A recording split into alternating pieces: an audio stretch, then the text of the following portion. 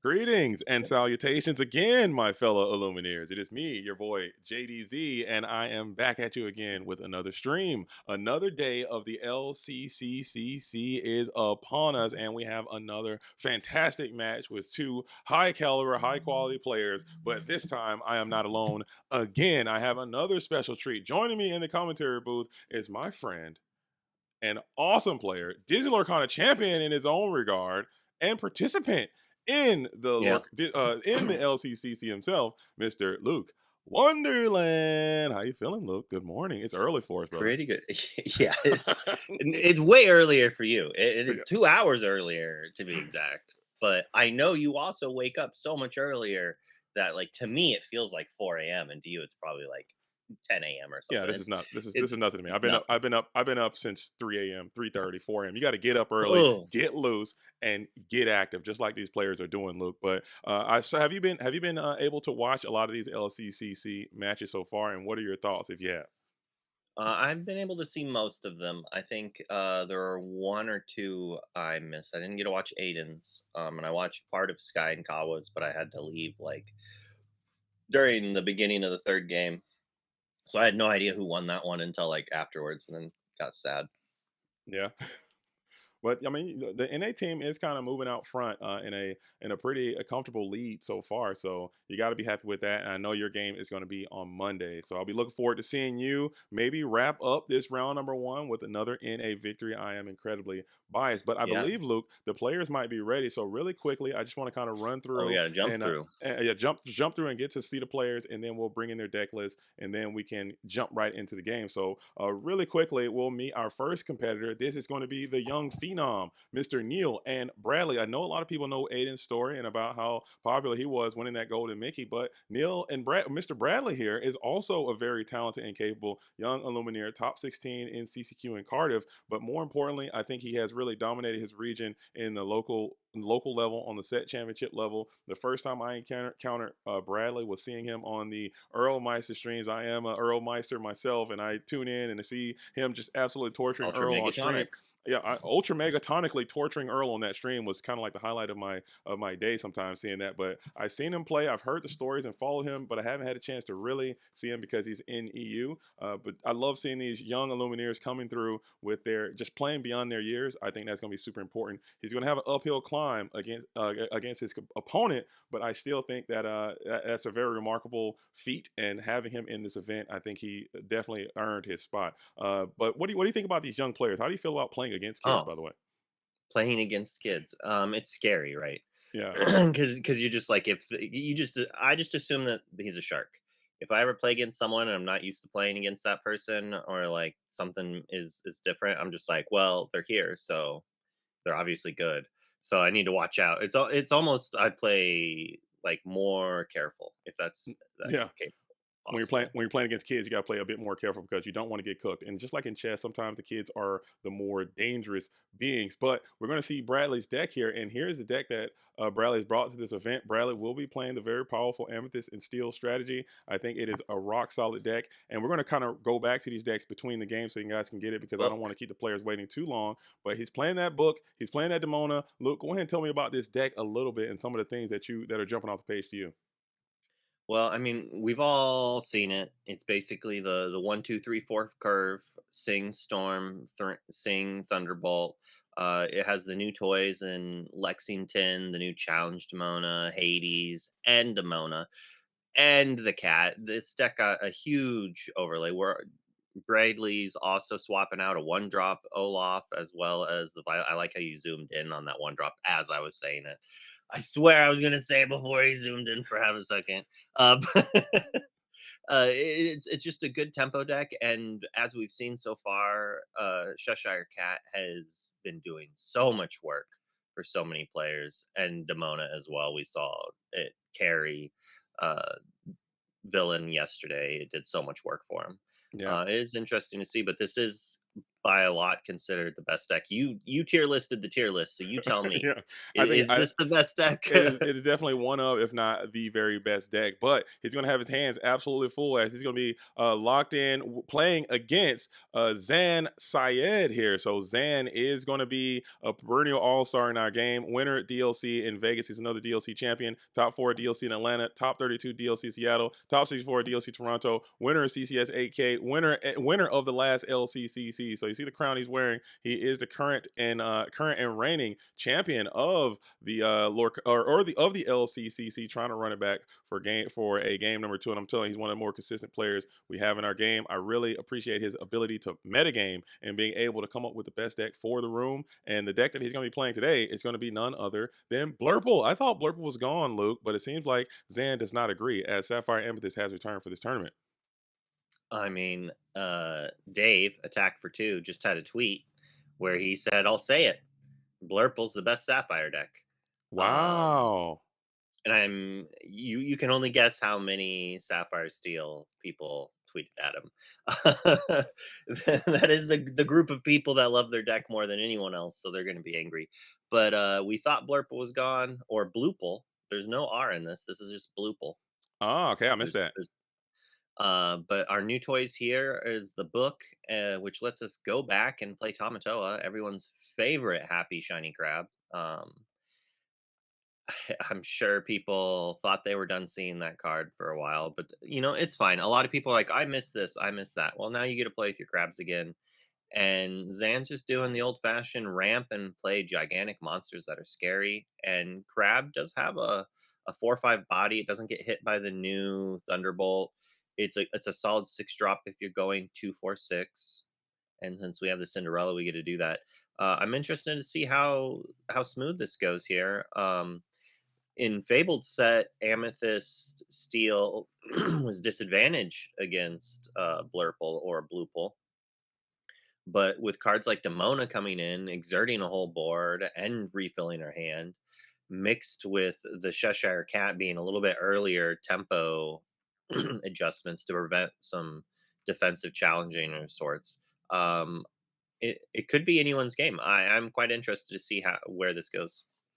All right, and we are going to find out here very, very soon. But here are the deck lists side by side. Like I said, the players are ready. I just need a couple more seconds to crop it in. And when you know it, by the fates, the thing is already cropped in on its own. So I don't really have to do anything. It just kind of automatically just fell into Mhm. place. I love it when that works out, Luke. I'm sure you know that feeling very Oh well. yeah. So we're going to not waste any time. We're going to jump right into the game and get these players playing, and then we can talk more about the deck list and things after this. But here it is. The LCCC is back, and the players are ready. I'm ready. Luke, are you ready? Um. Yeah. I'm ready. Let's go. All right, it is time. It is time. We can begin. It is time. All right, all right, all right. So on your left, we're gonna have Zan Syed, and I can't. We want to start stream a little bit early, but it is kind of already too early. You feel me? I can't even tell. You know what I'm saying? It's a bit bright and early, so we started as early as we realistically could. But I would have liked to talk more about Zan. I think he's a phenomenal player. And he's got that table presence, he's got those accolades, but now he's got to get back. Okay, being at the top is hard. Staying at the top is even harder, I would say. And playing against the youngster Bradley, I think everyone's going to be rooting against you. Does that affect you at all, Luke? When you know that you're going to be assuming the So when you're on the top, it feels amazing. Like yeah, whenever you're on a great run, each player just doing a small little altar, one for Zan and three for Bradley. You feel like you know everything. Like you're on a roll. Hot streaks really do exist in card games. I feel, which people are like, oh, that doesn't exist. But like theoretically, like for you to be in that spot in the first place of winning the event, you probably already have your finger on the pulse, and if you're able to constantly continue to play after that, you'll probably continue to have like success. We can look at Tiago, like just like being on a rampage, Sky doing a similar thing. People tend to do quite well in a few events in a row because they already have the metagame down, right? So they're just going right. to keep playing it. They are seeing the decks that are winning and what at the top tier levels played by the best players in the game and are still advancing. so they have that above the other players. They're not going to know these things. They are creating the metagame, and if they're Hmm. able to stay in front of it, it's quite good for them. There has been quite a large break between major events. Gave time for some players to catch up, but luckily others, something about an ICL, I don't know, or people have played in the LCCC before, such as Zan, reigning Uh-huh. champ. You get a few extra games, or there's a few other ways to play. But yeah, it does always feel though that everyone's rooting against you're trying to beat you though at the same time, Yeah. And which is yeah, fair. when you're at the top, like when you have that kind of face recognition, like yourself and Zan, people know who you are. And whenever you sit down, everyone's going to always be giving you their best. So I don't know. I just want to see what the thought process or the feeling was, the emotions behind that. Like, do you care? Does it make you sweat? Because I know sometimes, like if I go to a locals and I lose, people are like, oh, I beat this guy. I just beat Luke or whatever. And I think that could just be a bit Um, cumbersome sometimes. that honestly, that part isn't that bad. That almost is a compliment, Okay. realistically. As long as they're good natured about it. Like, sure, anyone like talking trash when they beat you is not fun. But like the joy in someone's face where they're like, "Oh my goodness, I can't believe I beat you!" Like, "Oh, this is like the best ever." Like that's a great feeling. Yeah. That is a good feeling. And we are starting it off. The altars are done as Zan has revealed the Tamatoa going down to the Inkwell, leading this Basil, Sapphire, and Amethyst. Man, I thought this deck was gone, but Zan has disagreed with us.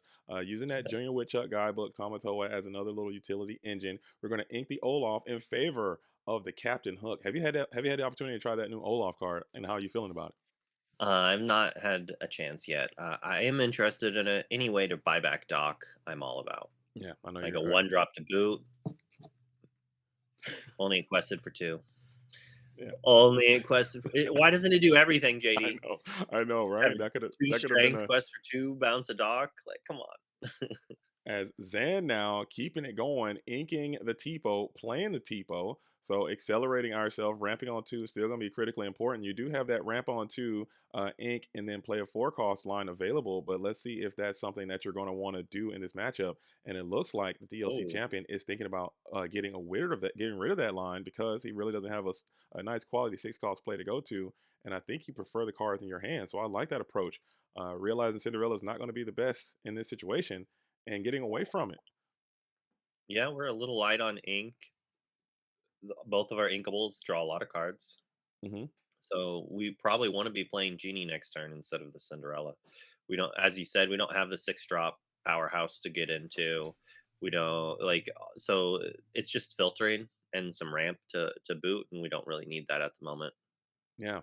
And I'm interested in this Junior Woodchuck guidebook in this deck, and I'm interested to hear what Zan has to say about it because I'm trying to think of the timeline in which you can deploy the Junior Woodchuck guidebook, pop it, and then get it back with Tamatoa in time, or is it more for the questing power of Tamatoa to play the card for free and then get it back with another Tamatoa later? What are your thoughts on that Junior Woodchuck guidebook, and do you see a way that you can weave that in a reasonable time to get it the most out of that effect, to draw with it and also get it back with Tamatoa on that 16th turn? I don't think we're playing Tamatoa on six necessarily unless we Mhm. need to be defensive. But we don't. Well, there's a world that we wanted the to princess this turn. We wanted the Cinderella to be able to play a no value Tamatoa because it fights this board insanely well. Yeah, and Um, even like you said, even like just being able to quest it. I mean, you can still quest that Tamatoa and play it for free, and there's got to be some inherent value in that cheating some ink, and he does still quest for two, so he's a nice utility body. But a second copy of and that think of it. character is going to go down to the inkwell. Looking over at Bradley's side, Bradley has a pretty tight curve set up with a lot of strengths and a lot of thunderbolts. This could get absolutely out of pocket here soon. For the DLC champion, if Bradley can keep stacking this curve, you are on the draw, so getting that Cheshire Cat down next turn, Lexington, and then you just start singing these songs. Maybe that could just be all you need here as this Amethyst Steel player. Yeah, it's interesting. You want to play the Lexington to threaten the genie, Yeah, but you also want to sing strength, and Lexington won't ready if we sing strength. Um, so that's funny. That's a little bit of harmony. As you hit to another gargoyle, you have the Demona. Okay, so we're thinking about that ink, and maybe that Demona isn't the best choice for you. You're going to gear that up down to the inkwell. Notably, I don't think Zan is playing any copies of the larger Demona. I think he's only playing the smaller Demona. I thought that Sapphire Amethyst would get a lot of value out of playing that Demona, so I'll be really interested to hear why he's not electing to use that Well, character in his deck. if we're trying to draw cards with Book and Tamatoa, we're probably going to have 2+ cards in our hand a lot of the time. And, Zan's deck really, really wants to play Tamatoa. I would not be surprised if this is a tough scenario. In the face of a Lexington, this Dumbo doesn't look that good. Right. Not only does our Dumbo get removed with a song, like I would be wanting to play Book, draw cards to see if we can find better ink. And if we somehow don't, then we're inking Dumbo and playing the other. Like we basically deploy both books. We could no, that still wouldn't work. Like we do want one book in the discard at least. So if we do play the Tomato on curve, we get one thing back. Yeah, I mean, or you could take a turn off, man. I know it's kind of slow, Definitely. and then get both of those books back into the fray. But this is actually Oh, I forgot we failed to mention though these are not open deck lists. So Bradley did not know what Zan was playing until he revealed that first Amethyst card being Genie. So there's a very realistic possibility that he didn't realize he was playing against Blurple, and that might have changed some of that decision making true. earlier on. So that's really cool. Getting a nice question with this Captain Hook. Captain Hook will cost one. You have to take. It'll take down the Basil in a fair exchange if you want to make that trade. But I don't know if Zan is going to want to make that deal right now. Or you can go for the support Um, Basil Tipo into Captain Hook and get a plus. I think I would honestly. Yeah. Um, Getting rid. I mean, I have perfect information. I know their strengths, so making Bradley's strengths worse seems like fairly good for me. I don't want him playing a character and then just strengthening away my genie, and then like ink play characters sing be able to ready up Yeah. could be irritating. And we want well, it's kind of interesting. Maybe we want the removal to target genie, so then our Tamatoa doesn't get hit. But I do like this lineup though. He gets to play Book, activate Book, draw 2 cards, play Book, pass. Next turn, play a Power 5 drop while also activating Book. Then the turn after that, we get to play Tamatoa Get them both back. and replay a Book. No, we don't get to replay a Book. But even if we draw 1 drop, we don't have to activate Book on the next turn as well. We can wait and then activate it and then play Tamatoa and get both back because we are skipping the 6 and going to 7. Getting some maximum utility out of all of your cards, and now the genie will engage in fisticuffs and take Yeah, down that Captain Hook. I don't know why we were thinking the Basil would trade when Genie can just easily eat it, but I guess we Yeah. risk losing our Genie to the Lexington here, so it is Right. interesting That that was my thought. I was just afraid of potentially losing the Lexington or losing the Genie because I think Genie, to me, again, I'm not trying to say I'm the best or anything, but I think Genie just has. Maybe I'm just addicted to Genie. I don't know. I just like keeping my Genies around and seeing that screeching Lexington over there. I never want to make my Genie vulnerable, but Zan understands that if you do take down the Genie, the Elsa can come back over the top and get a plus back. But Bradley's not going to fall into the hole here. He's just going to go ahead and use this Lexington to screech and scream and sing a Strength of Raging Fire and take down the Genie there. So now your Elsa clapback play was a bit foiled, but you still have this Basil on the approach as well. So Basil and Elsa together as a nice backup plan works very nicely for the DLC champ here. um I'm obviously washed. I'm just like I don't know if I would have done that play from Zan's side, and I don't know if I would have done that play from Bradley's Well, side. talk about it. What would you what are the downsides of each of those plays that they both made? Well, so if we challenge with Lexington, we have 2 damage on it, and then we risk Zan trading Tipo with a Lexington with a challenge. But then that allows our Calhoun to go in and eat the Basil as well. It does get rid of our Yeah. Lexington for a couple characters. I'm just surprised that Zan just offered the free trade there, just valuing the Basil support usage once more than anything else. But like the Cheshire Cat makes this Basil just like a one time Yeah, use thing, basically, if even. right. Um, And now you can't Zan even doesn't really, yeah. know that Bradley's hand is all just bricked up, kind of. He has no singer set up. He does have another strength and another bolt. He's going to need to get some to some of his own draw next in the next couple turns. Maybe a genie coming in from Bradley, or potentially one of those docks that he has. You can kind of remove these cards from your hand and get one of those set up to kind of accelerate. As Zan is continuing to draw a ton of cards, and you're about to get a ton more when you play down this Tamatoa and get back two of those Junior Woodchuck guidebooks on your following turn. As Elsa now is going to be deployed, probably looking at that Cheshire Cat as a suitable Oh yeah. target, or maybe you have to engage with this Lexington to clear him off. But either way, you could potentially lose both of your characters next turn, depending on how this thing shakes up. So Well, based on the challenge with the genie, I don't think Zan cares if his characters die, especially since he has an additional 4 cards attached to a two right, quester in his hand. And this tends to be why Amethyst Steel was losing to Blurple in the Fabled meta, is it just has so many more cards. You just get into this grindy grind fest, and then they pull ahead. They play 2 for 1 characters while drawing cards at the same time, and it's just like, oh, okay. yeah, and The it just question it's is, do you think that they've added enough draw cards to help kind of combat that with the Demonas? And I believe he's also playing. I believe he's playing Hades. I have to look at the deck. I didn't get a chance to study the decks, but I believe Bradley should be playing Hades, looking for a deal. Do you think that's enough potential draw to help balance that back up? potential draw. I think that Hades is putting whatever character it targets onto the bottom of Zan's deck almost every single time, unless he's winning. Yeah. That's the problem with Hades, is like it doesn't do enough. Like, that's the Punisher mechanic in a nutshell. Is Hmm. if you need it to do something, it will never do that. Like literally, like Yeah. if banishing your character wins me the game, you will never choose that. Right. So if I need it for removal, it's not removal. Like realistically, it is a bad card design for the reason that it punishes new bad, like, I don't want to say bad players, but I'll say like it'll punish less experienced players. Mm.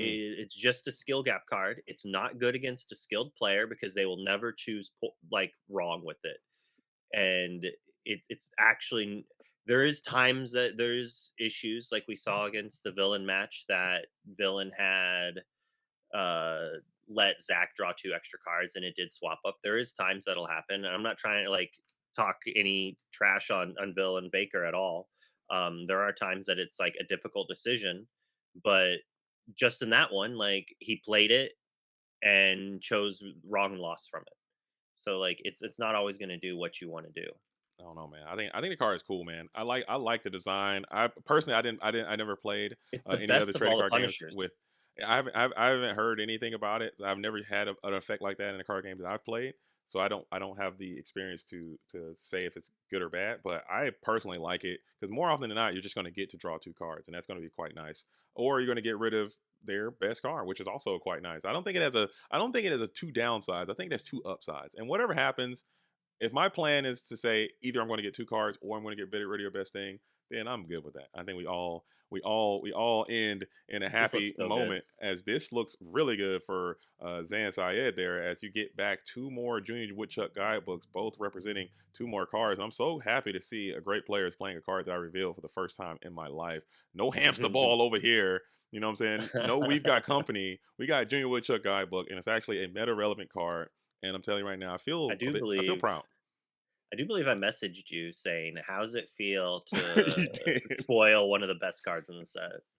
You did. And I'm actually super enthused about that. And you never know, because I've signed a lot of hamster balls in my life, and hamster ball I, is it's still I my like favorite. I like signing the woodchuck guide. That's good because it's like a signature book or Yeah. something like that. So It's I do like that aspect. it is super nice. All right, so we are looking at the board now as the youngster Bradley gets into the giant cobra. Another 3 cost character, great stats, but you really kind of want to preserve these cards in your hand as you realize that Zan Syed now has just equipped himself with 2 more draw cards. No, unbeknownst to you, there's another Evasive Genie in hand that is going to draw yet another card. So, like you said, look, he's really just entering into the grind mode and just going to just outvalue, out resource, and outgrind the youngster. As Bradley's going to have to find some way to recoup some of these cards here Can within the next few you turns. can you pull up the 6 cost Demona for us? Oh, my Does bad. she doesn't have shift, right? I forgot I could do that. No, she does not. She is not a Floodborn. It's early. We need more Floodborns. Yeah. More Floodborns, more 1 cost shift targets. But back on the Punisher Hades, I do have to I talk about it being bad card design, but it is the best designed Punisher mechanic card that I've seen, and Hmm. there's like 10 of them that I can think of off the top of my head. Just putting it on a body realistically made it so much better than it Yeah. was. Like, if it like think of it as an action, a 4 cost action, draw 2 cards or banish target character your opponent chooses. Like, it sounds so good until you get into the nitty gritties. But at least the Hades is always a 3/4. Sadly, that's normally not enough when not doing well. Now, where Hades shines is these areas of where you and your opponent are both at fairly low lore counts, but you're like fighting for board control. Basically, if drawing 2 cards or banishing their character is good. Because Right. in that regard, it's a character that says draw a card or draw 2 cards. Like right. Like hypothetically on this turn, had that Cobra. How much ink do we have there? I think that was your 5th ink. So never mind. But We if would he have had had to ink strength. okay, so in Mm, in this next turn, hypothetically, if he draws this Hades here and he has 5 ink, he plays this Hades, targets the Tamatoa. I think Zan Just might think puts it on about the it. bottom. He might think about it. He might think about it for. Then he just got the next Tamatoa. Never mind. Forget I said anything. What's But he's already gotten the books back, and he has a million ink, and he has other characters. but still, I think from Bradley's perspective, I would love that to get rid of this and this quest for 2, 4, 5 threat, and just for playing my card, I take that any day of the week, and twice on LCCC Saturday. As I think now, Bradley would rather have 2 cards. I'm saying you have to take what you can get. Maybe his name should have been looking for a deal. It should have been take what you can get. Take what you can Take get. what you can. That's what it should have been. Hades, take what you can get. That's what it. That's I think that's the correct name because I'll take it, man. Whatever you're willing to give me, I'm taking it. As we are going to go for more of these guidebooks, and I'm sure the youngster Bradley has to hate to see all these guidebooks coming in. As ironically enough, the Bradley's deck name is actually called, I believe, if I'm not mistaken. Let me see if I can see this over here. The deck list for Bradley is actually called Education Volume 3. Okay, version point 3. Education is the name of the deck, but Zan is trying to take the youngster to school and see who can be more well read. As you are going through every single appendix, chapter, annex of this guidebook, reading every single verse of the entire thing right now to the youngster, and he's absolutely hating it.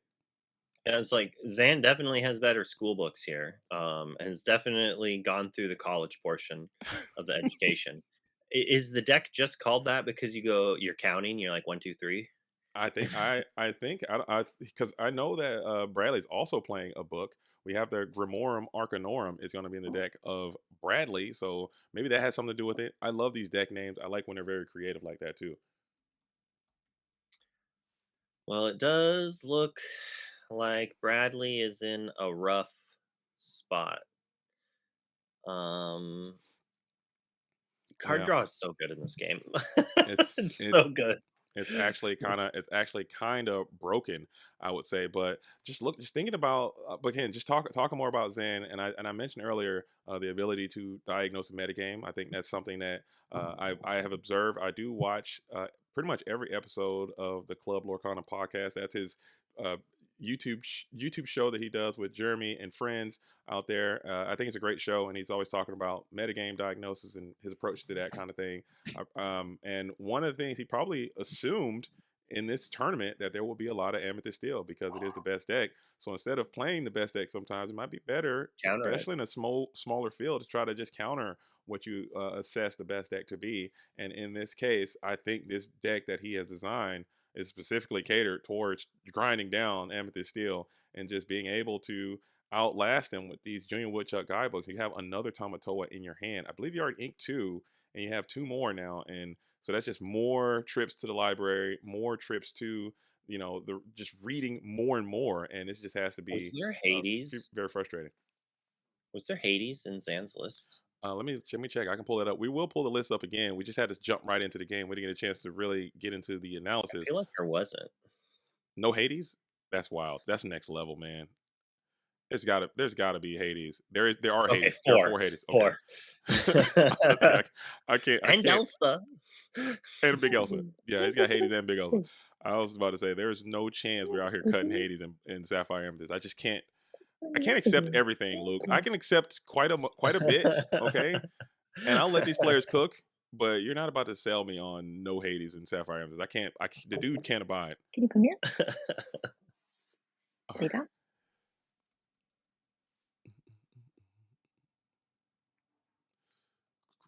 Let's Otis. get some free No. education here.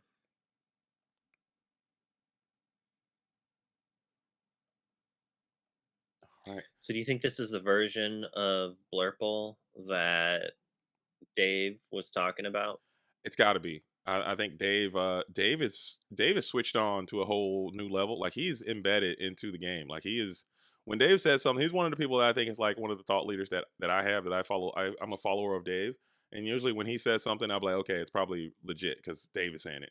And if Dave is saying it, this has got to be it. And this deck does seem incredibly phenomenal. And now you're at this top end with this big giant Elsa coming on Woo. through, able to freeze these characters, making light work of this new Demona character, which I was a bit afraid of for Zan, but she was not able to really do too terribly much.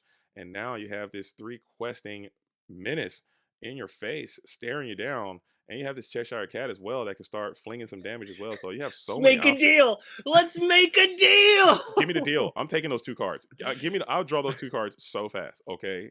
Or do you send the Elsa? You see what I'm saying? At this point, give me the two cards because what else would you be doing with your 5 cost character? Elsa come in, exert, slam into Tomato. I guess that'd be pretty good. Never mind. This is an interesting part where because we have the other Elsa, hmm, I could see just letting them draw cards because his cards don't matter and we're about to wipe his board. And it's just like you developed a 3/4 and did nothing. The Demona is gonna maybe be good next turn for sure. It is Yeah. one way to try to counteract the massive card advantage You see what I'm saying? He that made a Zan deal, is man. doing. That He was a made good a deal. deal.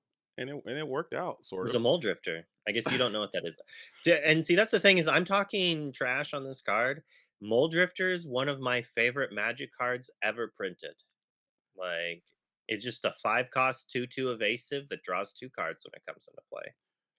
That sounds good. I think that card. I think if It would be so hypothetically, good if you were always hypothetically, guaranteed the draw. It's like Super Goat or yeah. Super Rabbit. So hypothetically, if there were a card that were an inkable 5 cost, it'd probably be an amethyst card. Let's be real.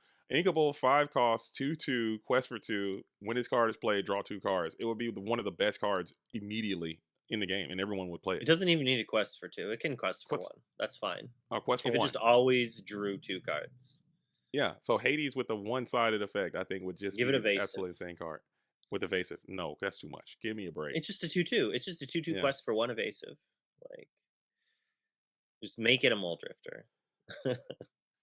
All right, Mole Drifter also had this secret ability called Evoke,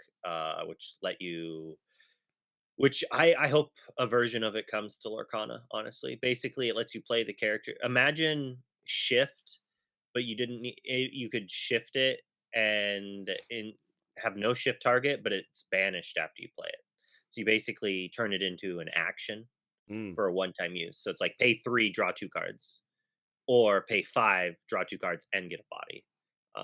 Which I think that type of mechanic, something similar to that, would be very good in Lorcana. The way it works is so much because there's so many characters that see play, and if Absolutely. we're and to fight powerful actions such as be prepared, spooky sight, and things like that under the sea. We're getting Mowgli, we're getting Ursula 2.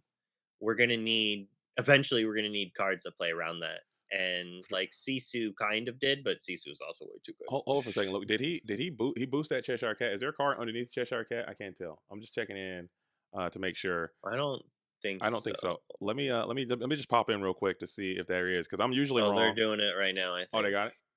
Oh, nope, he's just Wait, hold up, drawn. hold up. Let's halt. Let's halt. Um, Unfortunate for Zan, that would have been the perfect card to boost underneath it. did he boost the Cheshire Cat? Because I don't think there's a card underneath the Cheshire Cat. I can ask. All right, He JD did on thank you, boost top it. of man. He paid. things. I'm just sitting here rambling and rambling about things that don't matter. Demona coming in, exerting down that board, and then a singing of Thunderbolt to take out the Elsa. Uh, and to be honest, it was the he drew the Rafiki for turn. So I don't know if you want to have him boost that one and then draw another card, because that would have been the card that should be underneath the Cheshire Cat. I don't know how that works since it's already Oh, known information. I'm true. interested to see how the Oh yeah. judge. Oh, I'm gonna shut up. I'm gonna let the judge cook, because I don't know what or whatever the correct thing is. I'll shut up. Okay, Yep. sorry. Let me just correct that. I don't know what I'm talking about. Okay, I'm just assuming we're back though. We did catch that, and or maybe he did boost, and he did move some damage off of the Elsa. So we might have to boost another card and see what that would be. Uh, I could honestly even see the ruling being that. No, this is so tough. Part of me is like, just don't put a card under it, but it's considered boosted. yeah, or take a card But from the bottom of your I deck or think something. now we have to just take the next card and put it underneath. Or no, I think just But reading I some of don't the know. chat. We'll shuffle the Rafiki, shuffle the Oh, card back into shuffle the the deck, Rafiki into the deck and and then then get a new card. yeah, That seems good for Zan. I don't think we know any of the cards on the bottom of his deck, right? I don't think so. We haven't done any Vision of the Future or anything like that. So See, this is interesting to me that we get rid of the card, um, because he had no idea the card was on top, right? So there shouldn't have been a way for him to know that was what he was going to draw. No deck manipulation. So put like burning the card and then drawing a card, or drawing a card and then burning a card is going to be like the same issue. And I think that this is. yeah, I don't know. I it don't like was, it. but it was we could see, like, since in this situation it might be different in an actual tournament where like we're actually watching the card that was drawn from his deck, and that card would have been underneath the character had he But boosted. think of it this way: the card that he would have drawn now might not be that card as well. But now it's It's it's in totally randomized because the card was put back in the deck and we shuffled. And I honestly think this has to be the fairest So way. if you wanted to make it the way that it would have been no matter what, he should have taken the Rafiki, set it aside, drawn a card, then shuffled the deck, and then put the top card underneath. Because then Zan would have drawn the card he would have drawn no matter what. I don't Because know. I he think he I think we're getting into some like if philosophical that stuff, makes because sense. Yes. we never would have known what he would have drawn had he True. did not draw it. You But see we what I'm do saying? know that it could be different than that now. Because he could have, There in is theory, a also have drawn already. He could have drawn another Rafiki, but we would have known because he did draw the Rafiki. He could that because should have been boosted, but he could have. but I'm We, just we saying that Rafiki would have been underneath the Cheshire Cat. So like he has the exact same like if we're yeah. trying to create if we're using the fact that we have a camera to determine things to create the exact situation that it should have been to an extent, even though we're shuffling the Rafiki to give a new card underneath so we don't even know what it is. Like it's a weird scenario, It is. honestly. It is, and it's still a generally new mechanic, and we're still playing webcam games, so it is, things are going to get a little messed up from time to time, but I'm just glad that we caught it in time and it was able to be rectified. And I trust So, our judges, to the utmost. So I'm assuming they're going to get it right more often than not. As looking at the hand, I think Bradley is kind of up against it, as you have just oh been yeah, outflanked pretty bad in this situation. that Strength of every cat. fire looking bad. Yeah, the cat's gonna do some work on us here. Now, the issue why it could matter. Now, I'm not accusing Zan of doing this, and obviously he didn't do it because we caught it. But imagine this scenario where he boosts, doesn't put the card under the cat. Bradley draws him a card, and then he draws a bad card, and then is like, "Oh wait, I forgot to boost my Cheshire Cat. This card should be shuffled into my deck, and I should get a new card because it would have Right. been under the cat." And so that's an angle shooting way that a bad actor could But use to win. I would I don't think Are that you that gonna go was get us the coffee? I don't think that was the case in this situation, and I believe probably in a actual tournament, I don't know if that will be the correct remedy either to repair. I don't know what the situation is. But I still think it was just one of those things that accidentally happened. Like I said, it's a new mechanic. You're playing webcam games. Things get a little weird. I mean, sometimes you're playing on Voldemort, and a lot of this stuff is going to be super reflexive because they do all that for you. You don't have to really worry about doing all the actual manipulation stuff. So it's just a new muscle memory that you have to adapt, and that's why I encourage more people to no matter how good you are, make sure you're getting those reps in paper and not necessarily on the forbidden app all the time, because that will kind of it'll help you grind and get your testing in, but at the same time it might you know help And you're you. also you're hurting yourself because how many times like Yeah. not putting the card under there has almost no advantages. Right. Unless you're truly scum and you're trying to do the thing where I said, like, oh, you could claim you forgot to boost because you drew it. Like a very small scenario. And Bradley scooping it up, he's seen enough. He's seen enough. Um, it only hurts you because of cards like Hades and bounce cards. So Hmm. forgetting to put that under there, that's a card not going to your inkwell. That's a card not going to your hand. Absolutely. So even if you accidentally do it and you're not trying to be malicious, it still hurts you. So it's definitely something you want to put in there. Magic had a similar-ish thing. I guess it is called Miracle, where you draw a card, you have to reveal it as you draw it to play it. But if you put that card in your hand, you can no longer reveal it. Mm. Do you know how frustrating that is? Because everyone's muscle memory is put it in your hand, shuffle it, so people don't know what you drew. But this Right. one, you have to look at it as you're drawing it and then reveal it right away. So then, like, you see your opponent half draw the card in chat. But anyways, I digress. That game, I feel like that was fabled meta. We Yeah. somehow went back in time and we're playing fabled meta with new cards. And Makes no sense.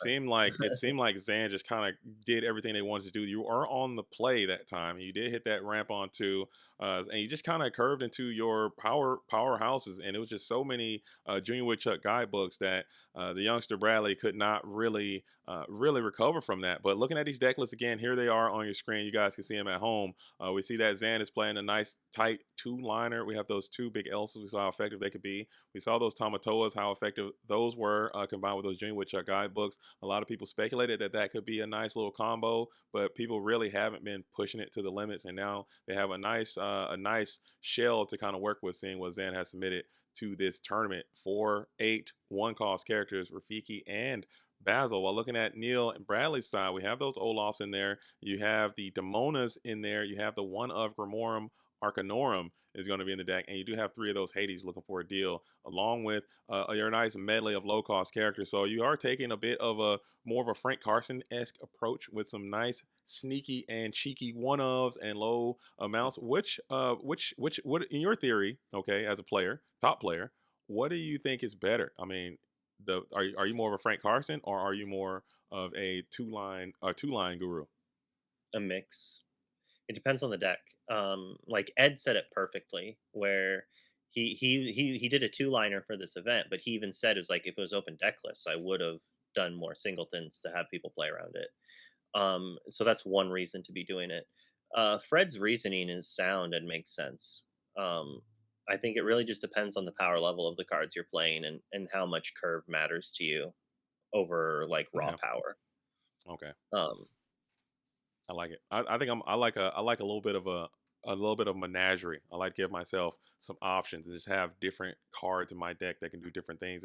I think I'm kind of I want to be a 4x4 gang, but I think that I'm naturally, maybe my nature is more of a cheeky one of kind of guy. So I think I'm leaning more towards the Yeah. one of camp. And Frank did win 2 DLCs, so man, maybe the man knows what's going on too. So Frank is an insanely good player, and so you'll hear a lot of people talk on in Lorcana about lines.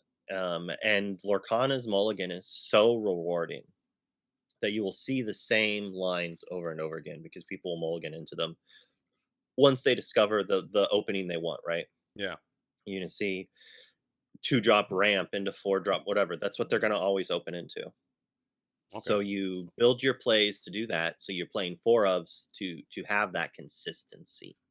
But Frank is so good that he's able to constantly adapt to new situations. So he's able to play cards that do not always put him in the same play line over and over again. It gives him more lines to choose from, more ways to adapt to the scenario instead of just saying, I have game plan A and I don't have game plans, B, C, Mm, whatever. Like I can only really do one and then like some sporadic things where Frank has extra cards to make those other game plans much more realistic. And the other scenarios or other matchups where he's like, this could normally be pretty bad for me, but I have this silver bullet that does so much heavy lifting here that it's fine. And these other matchups, I'm like, all I need is a 2-drop character. I don't care. Like it just needs to be a 2-drop character. So the fact that it's a 3-1 or a 3-3 doesn't matter. It just has to have a 3. And so now it has evasive and it can interact in some of my other matchups that are maybe not as good. okay. Okay. Okay. Okay.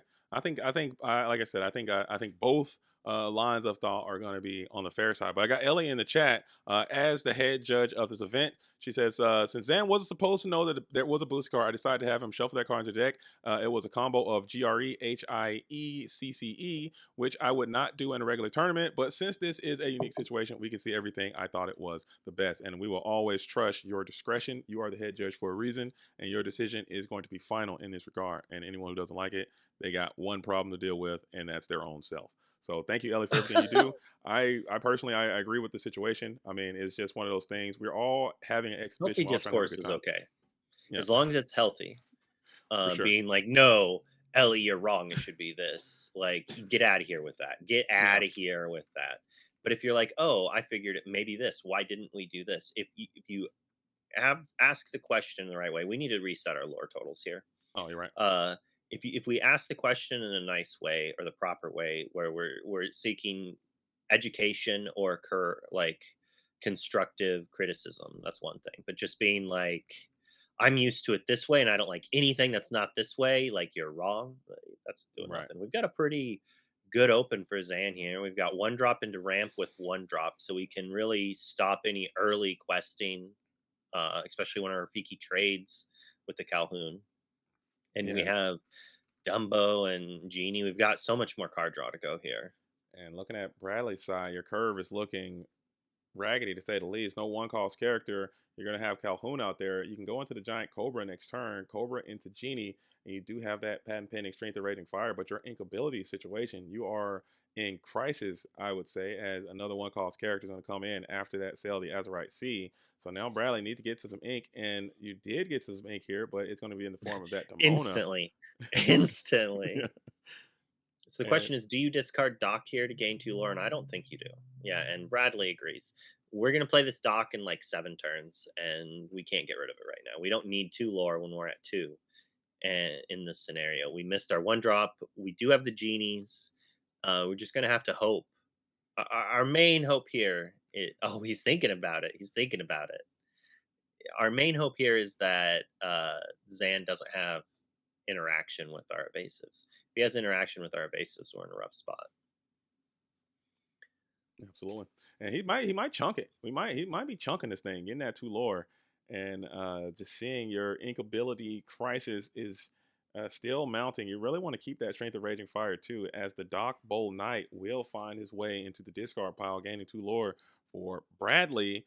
Long way to go. I mean, you can make it. You can turn the corner as you're really trying to even the scales for the NA squad, or for, excuse me, for the EU squad. NA came out blazing this time, But if you can get a win here, and then Spessy, no offense to present company, can get a win on Monday, the score will be tied up. Luke, I are need you Zan to feeling win that so pressure? I don't have to worry.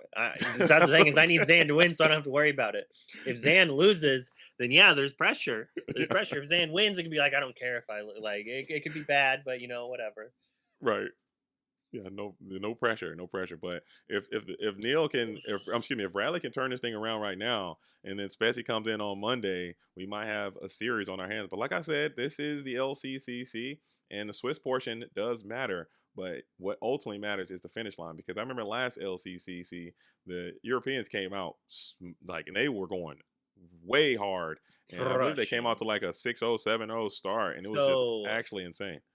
so NA won the individuals portion of the Yeah. LCC, but EU won the Swiss. Yes, it wasn't even close. Yeah, it was an The absolute. team portion, Yeah, EU crushed.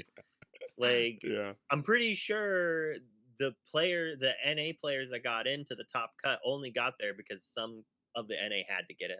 right. I It think was it it was was like it was X pure from each charity. It group. was yeah, Yeah, it it was was pure pure charity. charity. So like we all know EU basically won last season, right? Right. Was it the second season or the first That season was this the second happened? one. That was the The second one that second happened. season. It was a massacre there. But Bradley now is going to keep climbing up the curve. We got that genie down. Zan is hanging on to that Elsa now. So Elsa into Brazzle, take down Genie, tells all his time. Take me back. This is fabled, like you said, Luke. This is pure fabled situation. These Genie wars. Basil, Elsa, Genie. Gross. You hate to see that for the youngster, as we're going to reluctantly pass back on over. I think you understand your fate is going to be resigned to this Elsa removing your genie, Yeah. unless you see something else coming in from Zan. Like that's really what Bradley needs Zan not to have. A ramp into Genie Elsa early on the draw to like counteract your four drop. And then after this happens, like so we discarded Doc here. I'm assuming so if we draw a card such as another Demona, it's not stuck in our hand, forcing us to draw less cards and hurting Hmm. our tempo. And we're banking on the fact that we're going Genie into drawing cards to maintain the cards in hand. Um, that said, I don't care for that game plan, mostly because the ground, the arena, the what where do we even play our characters? Play Yeah. is is like clogged up, so our Calhoun can't really quest. So it's just the evasive areas, the Shadow Realm, or wherever the evasive characters live. In a little lamp where Genie is, he's getting beat up by the Ice Queen and Genie clones. I never asked that question, Luke. I don't know. I honestly don't know where we. I The never thought of it. Illuminary We in? No, we're not in the Illuminary. I believe it's the field. I want. No, it's not the field. It's the play. play, it's It's play, it's play. it's just play. Is it your ink? Is it your easel? Are we playing on an easel? It's like ink and paint. Are we playing in an art studio? We gotta I find like out. Now you're asking the real questions, Luke. That's why I we like need doing these play broadcasts with. mats that are like desks or something, you know what I mean? Like, Is it that is look it is like it the just top of an art desk. the play area? Okay, you're right. It is just a play area, but I think it could be if it is the play area. I think we took an L there. It could be a great opportunity to call that thing something else, as we are going to get our own Elsa, the beautiful glimmer foil Elsa coming in from Bradley now, who is trying to maintain that advantage, but slowly it's starting to What do we creep even creep do away. here? I, I I guess guess you I don't even know if I like that or not. taking out the. Like I guess we get a quest for one. That's the only thing. Oh, we Oh, get a we're sing seeing for wait. and we're seeing the strength to Oh, take for it down. 3. Okay, okay, okay. So we could have just challenged. I guess we get to keep our Calhoun. I was just thinking we could have basically traded our Calhoun for the genie of sorts. We could have challenged the genie and then strengthened the genie and then taken out the Calhoun just gets to be traded by the Rafiki if they want, and then they still have an Elsa. Yeah, and that is I think that would have been a pretty good approach. But looking at Zan's situation, he's kind of ink starved here. as you have the Cinderella, the Hades, and the Genie, but you have a ton of genies to go through, and certainly these genies will draw you some uninkable card. Wait a minute, we got another uninkable card. Give me a break, says Zan Syed. I can only imagine as you have more uninkability. Granted, both of these Cinderellas could help you filter out and then clear your hand and draw some more cards. But that just seems kind of annoying not being able to ink in this situation to get up to 6 to really unlock your Hades the Infernal Schemer, as we will go ahead and put some hints We into that Calhoun. we need to get. Does Bradley is his lore at 4? Yes, it's just a little lag. That's all with me. Okay. I'm the lag. Okay. Hey, it's me. I'm the lag. It's me. Okay. And Zan has 3. My bad. You're the I, problem. yes. I am the issue here, as we are going to continue to mount a nice little comeback here for Bradley, who has pretty much added another character to the board, and Zan is going to need to find some high quality ink coming in off the top of his deck sooner than later, and you do in the form of Develop Your Brain. Maybe you want to play it. Yeah. The question is are these characters in this little bit of rush? Does it do enough? Is Zan gonna be able to come back? Uh, Possibly, because I don't think Bradley is questing for too terribly much, and if you can at a certain point unlock that Hades the Infernal Schemer, he will be able to draw you some more cards. And there is the Cheshire Cat, or Cheshire Cat, as he may be known for our UK counterparts out there. Cheshire is what I've been. Cheshire? Cheshire, Cheshire? Cheshire? Cheshire. I was corrected yesterday by Cheshire. a Cheshire native. They said I was saying, when I was saying Cheshire with my normal American dialect, but apparently it's Cheshire. Cheshire I'm cat. I'm sure the English have mispronounced enough other cultures' words and names that it's okay if we mispronounce Cheshire. For sure. As we You're like, I'm not even gonna touch nope. that one. As we will go ahead and use that. We're going to use that, develop Or our brain, Cheshire. and find the into the unknown. So potentially you have the ability to sing this into the unknown right now, but that will force you to potentially ink this Cheshire cat in the scenario, or maybe you're fine stuck at this low ink situation. Yeah, Baker's comment was too good. Bruh. Bruv. Bruv. Governor, Cheshire. what are you saying here? Oh no, no, You Luke. taking a pee? No, don't, Luke. Stop. I stopped that one halfway through the word.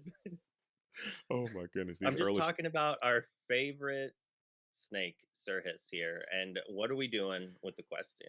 Are we challenging away? Do you He take could, down the Elsa here? he could be potentially thinking about maybe taking down the no, maybe going into the unknown play, because you did already use all your Oh, ink right we. now, It's still and the same turn. yeah, and It's we like an hour later. and there it is, into the unknown, to send that evasive Elsa down into the inkwell, leaving Bradley with one card in hand. So the grind is starting to mount. The youngster Bradley now would love to get to a Demona off the top. This would be a great time to just refill your hand and keep Zan in a compromised position, because he might be thinking about passing here in this scenario, or we will have to ink. That is Oh, probably that the correct decision. poor kitty cat. Had to ink the Cheshire Cat. And there is a great draw for the Ooh. youngster. And I'm certain he loves to Well, see that Demona come in off the top of the deck. not We're going yet. to do it super Kitty quick. cat first. We're going to play the cat, showing some Yeah, we discipline. gotta. Well, so what do we do if we play Demona? Like I we don't play know, man. Demona, I'm we drawing some draw some cards and cards, I'm but we don't vibing, do dude. anything on the board. Okay. So, but if we challenge the genie, then use cat, our genie's alive, right? And then next turn, Okay. we could do it again if we wanted. I We could like it. even set some damage down.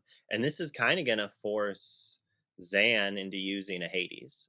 Um, and I'm pretty sure Zan didn't ink or do anything too relevant like a turn ago. I don't know if he's really shown that he missed ink or he has a bunch of uninkables. But if Bradley is well, did I draw a book? Have I played book this game? Let's see. No. If Bradley realizes that Zan has stuck on a bunch of uninkables, he could be like, oh, he has like high cost on inks. He's got a Hades. So Hmm. now the cat has a higher chance of being hit by Hades, leaving the Demona a big two quester that has an impact to stay around. I like That that. said, I probably would rather have the cat, but I I think it I think you're already right. did its work. I think And you now the might be Hades gets beat down too. I think you might be right. I think the youngster Bradley made the correct Ooh, decision.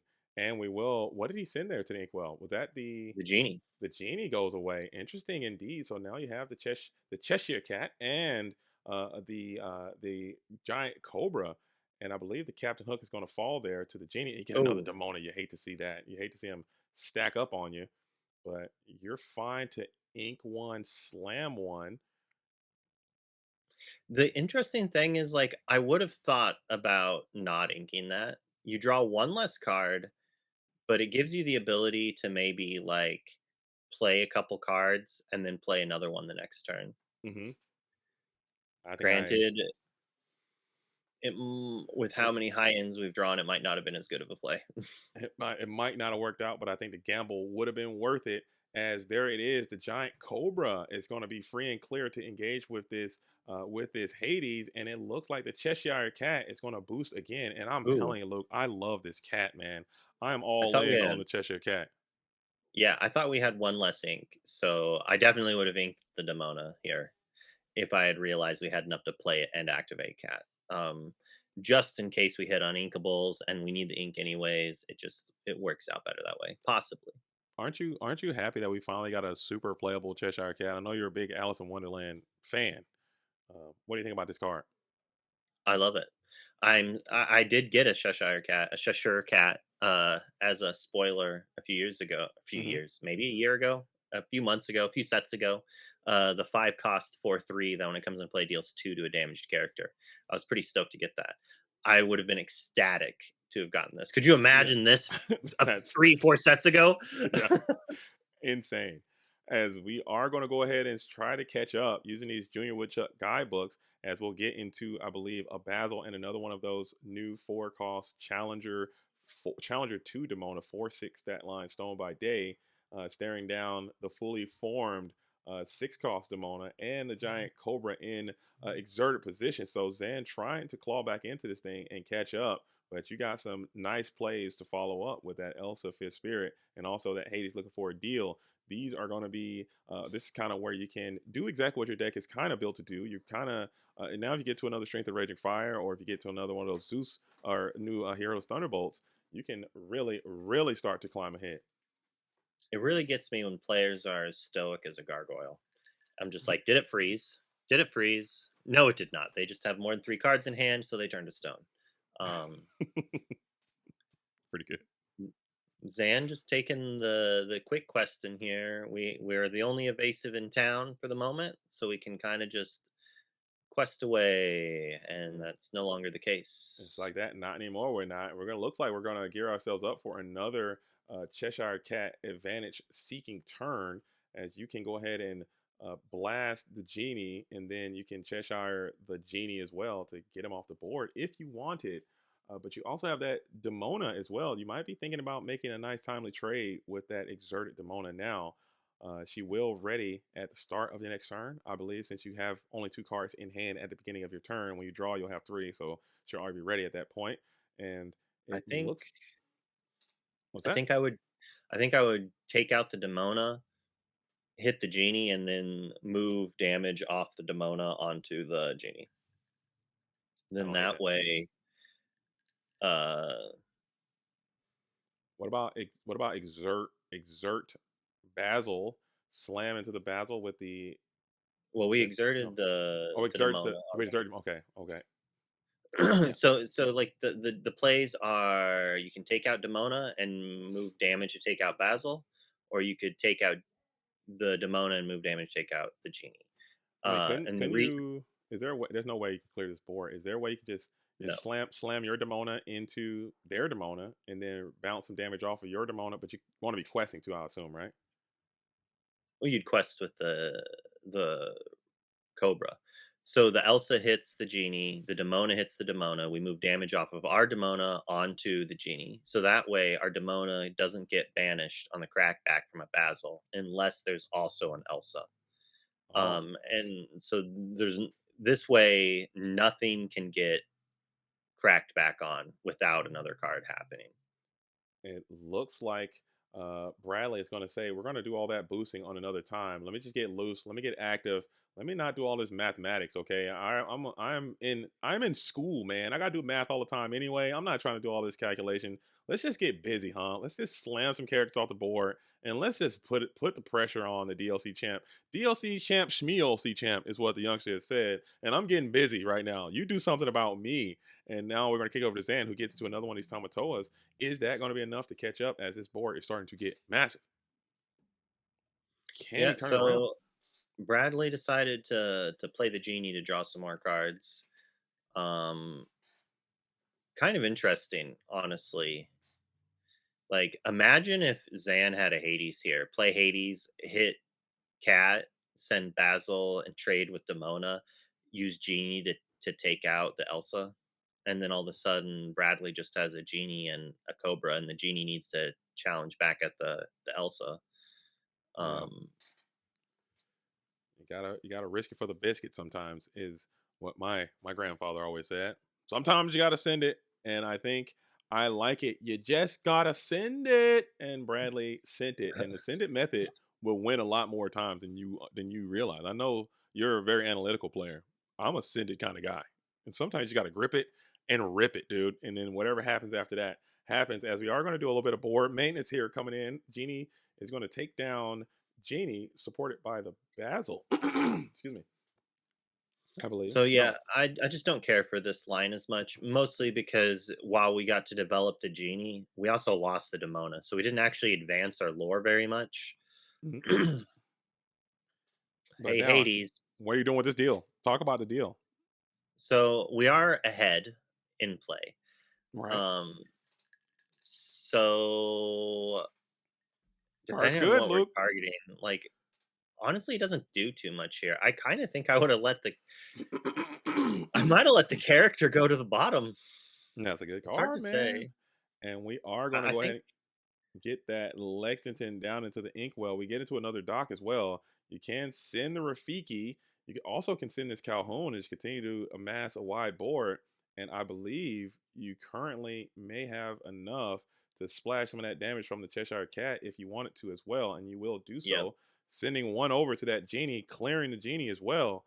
So combinations coming in from the youngster, and you could continue to just start questing now. And I think that is going to be the energy that you want. We'll send all of our characters exerted, adding forward to the board, running all the way up to 13 is Bradley. yeah, this is Zan's at looking 5. rough. This is how you beat Blurple or Blueple. You just go wide. And they got a brick though too. Zan has been having some very unfortunate draws. These Cinderellas have been looking ghoulish all day. They've been looking pretty bad in this situation. Not gonna lie. One, As we get two, to three, another, 4, 5. So we can crash into the cat, take it out. We can Hades the genie, and then the next turn, Calhoun trades with ours, and then he quests out, going up to 18. Plays a character, plays Doc, draws two, plays something, probably wins the game. you talking? Are you talking for Bradley? He's got a Yeah, clean path to victory. But Zan, I think you just if you can keep stacking these, I don't know if you can get enough Hades in time to be able you can.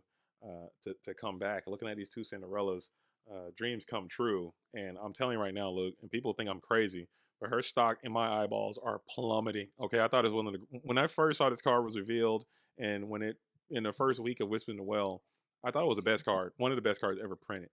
It's a four Especially cost uninkable, JD. I thought it was one of the best cards ever printed, and now I am quickly changing my mind. I've seen some really, really bad Cinderellas in my life, and these two sitting in the hand of Zan Syed are quite poor, as we are uh, taking down something with this Tomato. I forget what was challenged there. The kitty cat. We Okay, were revealing the cards that were boosted. gotcha. Okay, and now we will go ahead and set up our own. No, we got the Hades the Infernal Schemer come on through. Probably have to hit this Genie, I would imagine. And Genie goes down to the Inkwell, leaving Bradley now with 4 cards in play, dock in hand. Maybe you can put together a dock chain here and really put some pressure on the DLC champ in this spot as card off the top. If it's like a strength or something, I don't know, man. It's a Dumbo. So he can play both of these cards right now and really, I'm really pretty apply sure more pressure. 2 minutes ago I said this is how the game was going to end. Okay. Um, All right, Luke, but we get to see their hand. Nostradamus. I gotta see his hand. It's pretty obvious where it's just like, oh, he only has one real play, and it's do this, and then depending on what he draws, he just gets to draw more things, and he can play all of it. Yeah, He just can just keep slamming dump. more characters to the board every turn. You put a Does character Zan just down, scoop right here? Is more Zan lore. gonna? I feel like Zan should be scooping to this board right here. I don't think I've watched Zan play a lot, and I don't think I've ever seen this Lumineer scoop. Not even once. I think He always plays it all the way through to the finish line. I think he sends it, especially an untimed event, because it's all at the end of the day, it's all information in, and I think that is a benefit to just see what your deck can do, what draws you had, what the whole thing, play it all the way out. Maybe he might just. I mean, this is a scoop type. I mean, like this game is maybe a over. spooky site that I still don't think it's in the doesn't deck. do it. We challenged from. Oh wait, but that was the Calhoun that was happening no matter what. And there it is as we go ahead and get those glimmers moving as Bradley takes down the win and is one win away from almost evening the score against the North American players as we just get those things sorted. So I know a lot of people have been asking about the deck list. Unfortunately, we weren't able to start the stream and really do a deck list breakdown. But what we can do is in between games, we like to pull them up so you guys can see while the players are just shuffling and having their table banter and getting in between games. Here are the decks. Zan Syed playing that Sapphire and Amethyst. We all thought it was gone, but it's back in a major way in a nice, clean two-line format where Neil and Bradley, aka Bradley, is rocking Education Volume 3, okay, version 0.3, and he's going to be having a Amethyst and Steel deck, but he's got some tech in there with the Grimorum Arcanorum and the Demona. I'm loving this Demona card. Every time I see this Demona, I think that's going to start climbing. Both of them, not even just the main one, but the smaller side Demona, the challenger one. I think that card is incredible with that 6 stat line. But I like the decks, and it's proven that you can win. I guess both players have won.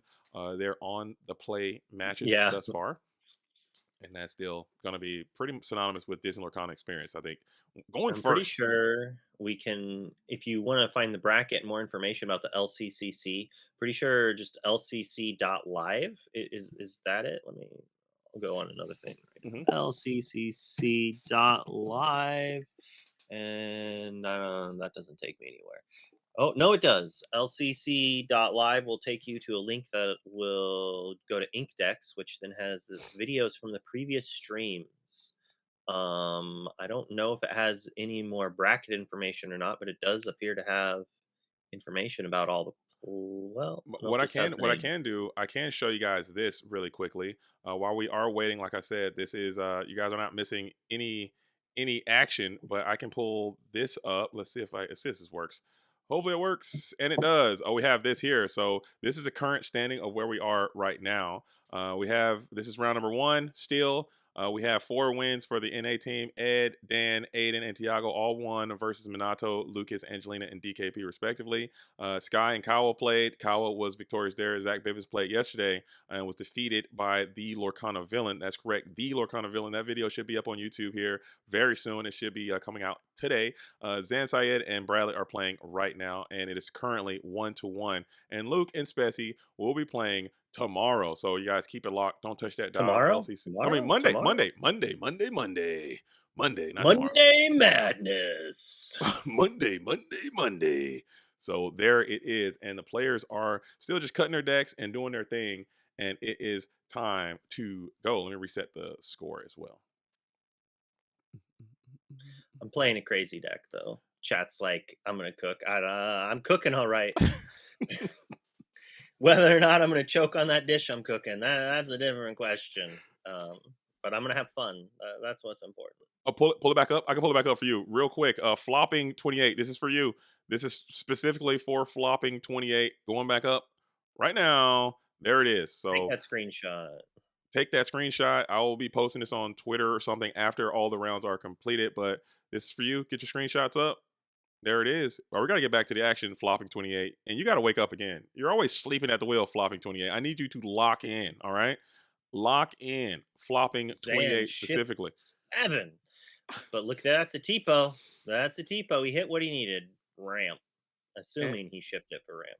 and you did. You shifted for ramp, but you also got ramp and you got a nice high quality 4 cost play. You got 2 of them. And you're on the play as well. But looking at Bradley's hand, Bradley is still curving Movie and mouse. swerving right there. You got a 1 cost, 2 cost, 3 cost, seeing strength, 2 strengths. We got a game here, folks. And both players seem like they're going to be able to do exactly the thing that they want to do. I like that. Yeah, so we get to see which is better at doing their thing, and that probably means the person on the play. Yeah. I mean, we there are some strategies in this format that make going second a little bit more tenable, but still going first is just so kind of broken sometimes, and it's a bit frustrating. But I think it's just part of our game. We got to just learn to deal with it. Get better at rolling these dice, huh? Get your dice game up, pal. I mean, I don't know. You should I don't be know what to playing tell you. craps in the off season There for you go. practice. Yeah, get your Monopoly on or something. Roll them doubles. Yeah, get your game on. Figure out how to get your dice up. Maybe encourage your opponent to play some rock paper scissors from time to time, and maybe you can like cook them there. But You I don't need. know. Have you played Monopoly rules for rolling to see? So if you roll doubles, you get to roll again. I've never tried that. I don't think my brain could take all that. You don't think so? I don't think so. I don't think that's a good idea. Maybe though, potentially roll doubles. You get to go twice. That'd be wild, man. Yep. As Zan is going to start with that. Basil is going to lead us out. Looks like we're going to go for a Tipo into our 4 cost as the Olaf looks like Olaf, some no! high quality ink into the Diablo. Diablo notably cannot check this Basil, so that's a free quest for Zan. Let's see if he elects to take it, or will you say nay and keep that Basil up for whatever reason.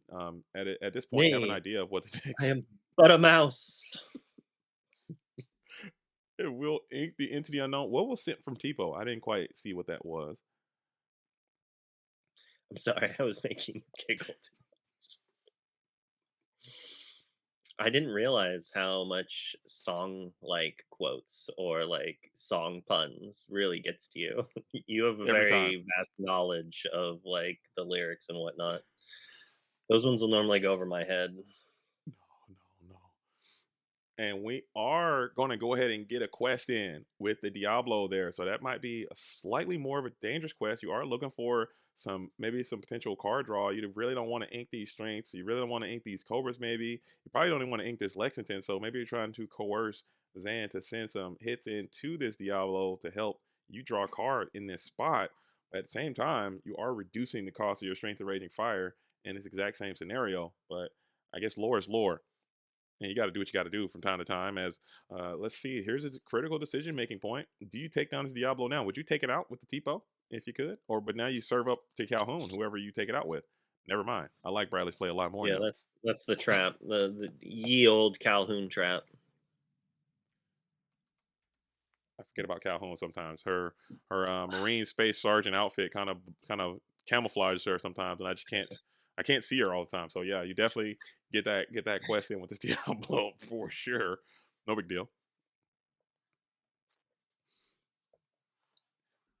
And we are still holding out. So Zan now deep into the thought vault, really going through the permutations, thinking about how you want to come through this spot. And you're probably asking yourself, is it Demona or is it Dumbo? And I believe you have chosen Demona as your 4 cost play. And I don't hate the decision. I mean, her willpower is going to help carry you through this situation. As now the Tipo can free and clear take down Diablo. You'll add Doc now, and you have a nice steady rebuttal to this Calhoun on the crackback, and your Strength of Raging Fire is not even close to being a threat right now. We'll pay the full 3, and we'll set up our own Lexington as a small countermeasure. No, check that. It's going to be Cobra number 2. Are you pitching for it?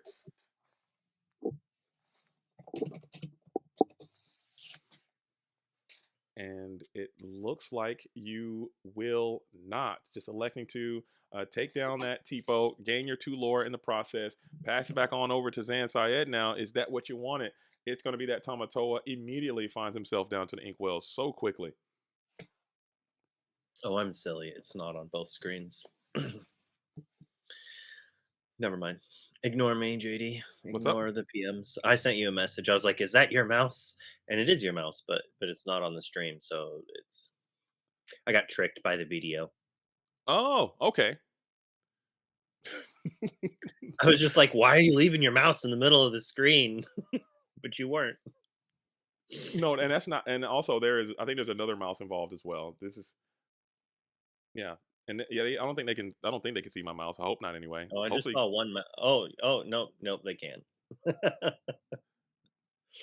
If that was your mouse, it just went No, and scrolled around. there is another mouse as well. I think because I'm watching it from another a restream as well. Okay, Sometimes okay, that there makes is a sense. mouse that I see, and my mouse I don't think can be seen. It's Kiss by a Rose type beats. As we are going to go ahead and do some hefty That's some board clearing clearing. there, as we are in full control of the board. But it looks like Bradley does have the resource game is kind of in a semi tenable position. You do have a lot of damage floating on your side as well, as Elsa has 4 damage. You just need to avoid a Cheshire Cat as it may be, and then we'll spam 2 more characters to the board and pass back on over to Zan now, who is again in an ink crisis. But at this position, I think it might be better suited to get this Dumbo down and start resourcing yourself, and you will do just Oh that. yeah. Dumbo hits just in time as you'll gain 1, draw 1, exert the Elsa. Basically, we're like, if you want to use your Lexington, it's like chess. I move my piece here, you counter by attacking that piece, and then I attack your piece, and then you attack my piece. And does one of us have a trap set up or decline to accept the trade?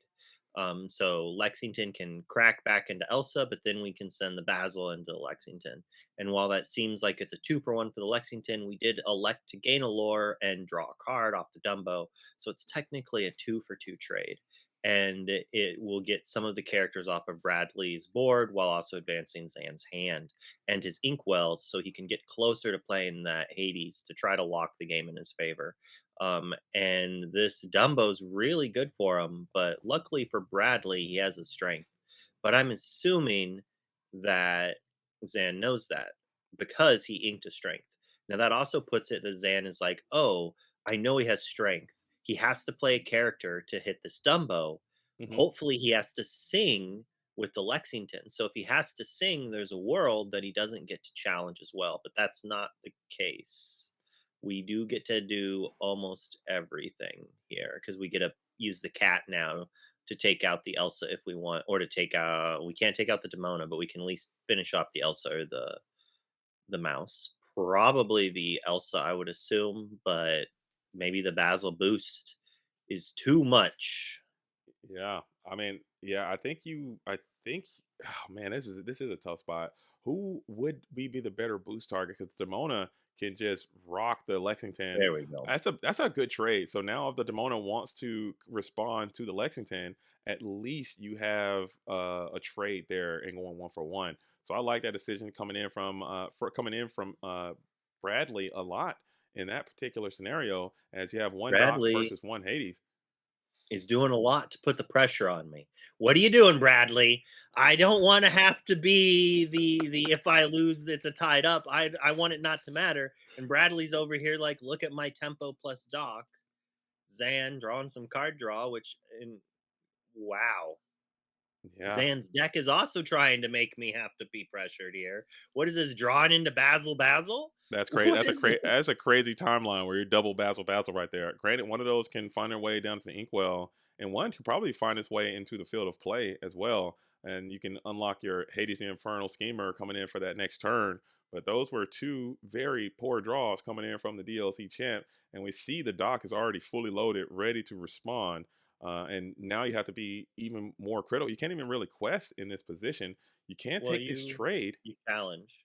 So Yeah. you challenge to get the damage off, and now we play Basil Basil. You're or playing we both could. Basil? You got to ink one of these Basils for sure, right? Just to ensure We your didn't Hades is a need playable to. card. Didn't we already have 7 ink? No, I think this is going to your 7 ink right there for the one Basil you Oh, had to okay. ink. Well, then, yeah, we definitely ink. We make sure we can play the Hades. We make sure we can play Hades. I 100% agree with that. I thought we were on 7 already. I don't even really like it, but like we need to be able to not let Bradley just do whatever. Drawing a hook there. Also, light on ink, trying to make it so if we draw Demona, we can get to play it. Wow. And we got into the Grimorum Arcanorum, and we're gonna play the I Grimorum like how that's where you Arcanorum. go to. You I go to the Grimoire, not the fact that he drew another dock. Hey man, that Not Grimorum another that dock. oh, did we ink the Grimorum? I think we had no, we played the Grimorum. No, we can't ink we already. You already But inked the see, hook. this is why I like playing the hook because we could have inked the Gamora. Then I assume Yeah. he played it. I'm assuming he's not double inking here. No, I think it's on the board. I think it's just underneath the inkwell. And I I don't like that. just move it to the field like a character almost. I think that'd be kind of cool As too. someone who has flipped their lanterns like 3 times in the last couple of days of playing on stream into my ink on accident, thinking they're face up ink, I don't like it. I playing with lantern has really, really made me miss ink tokens. Yeah. I mean, and a Grimorum Arcanorum seems like a card that you would ink quite often as well. So we'll be watching. Everyone at home is. This is a How very much?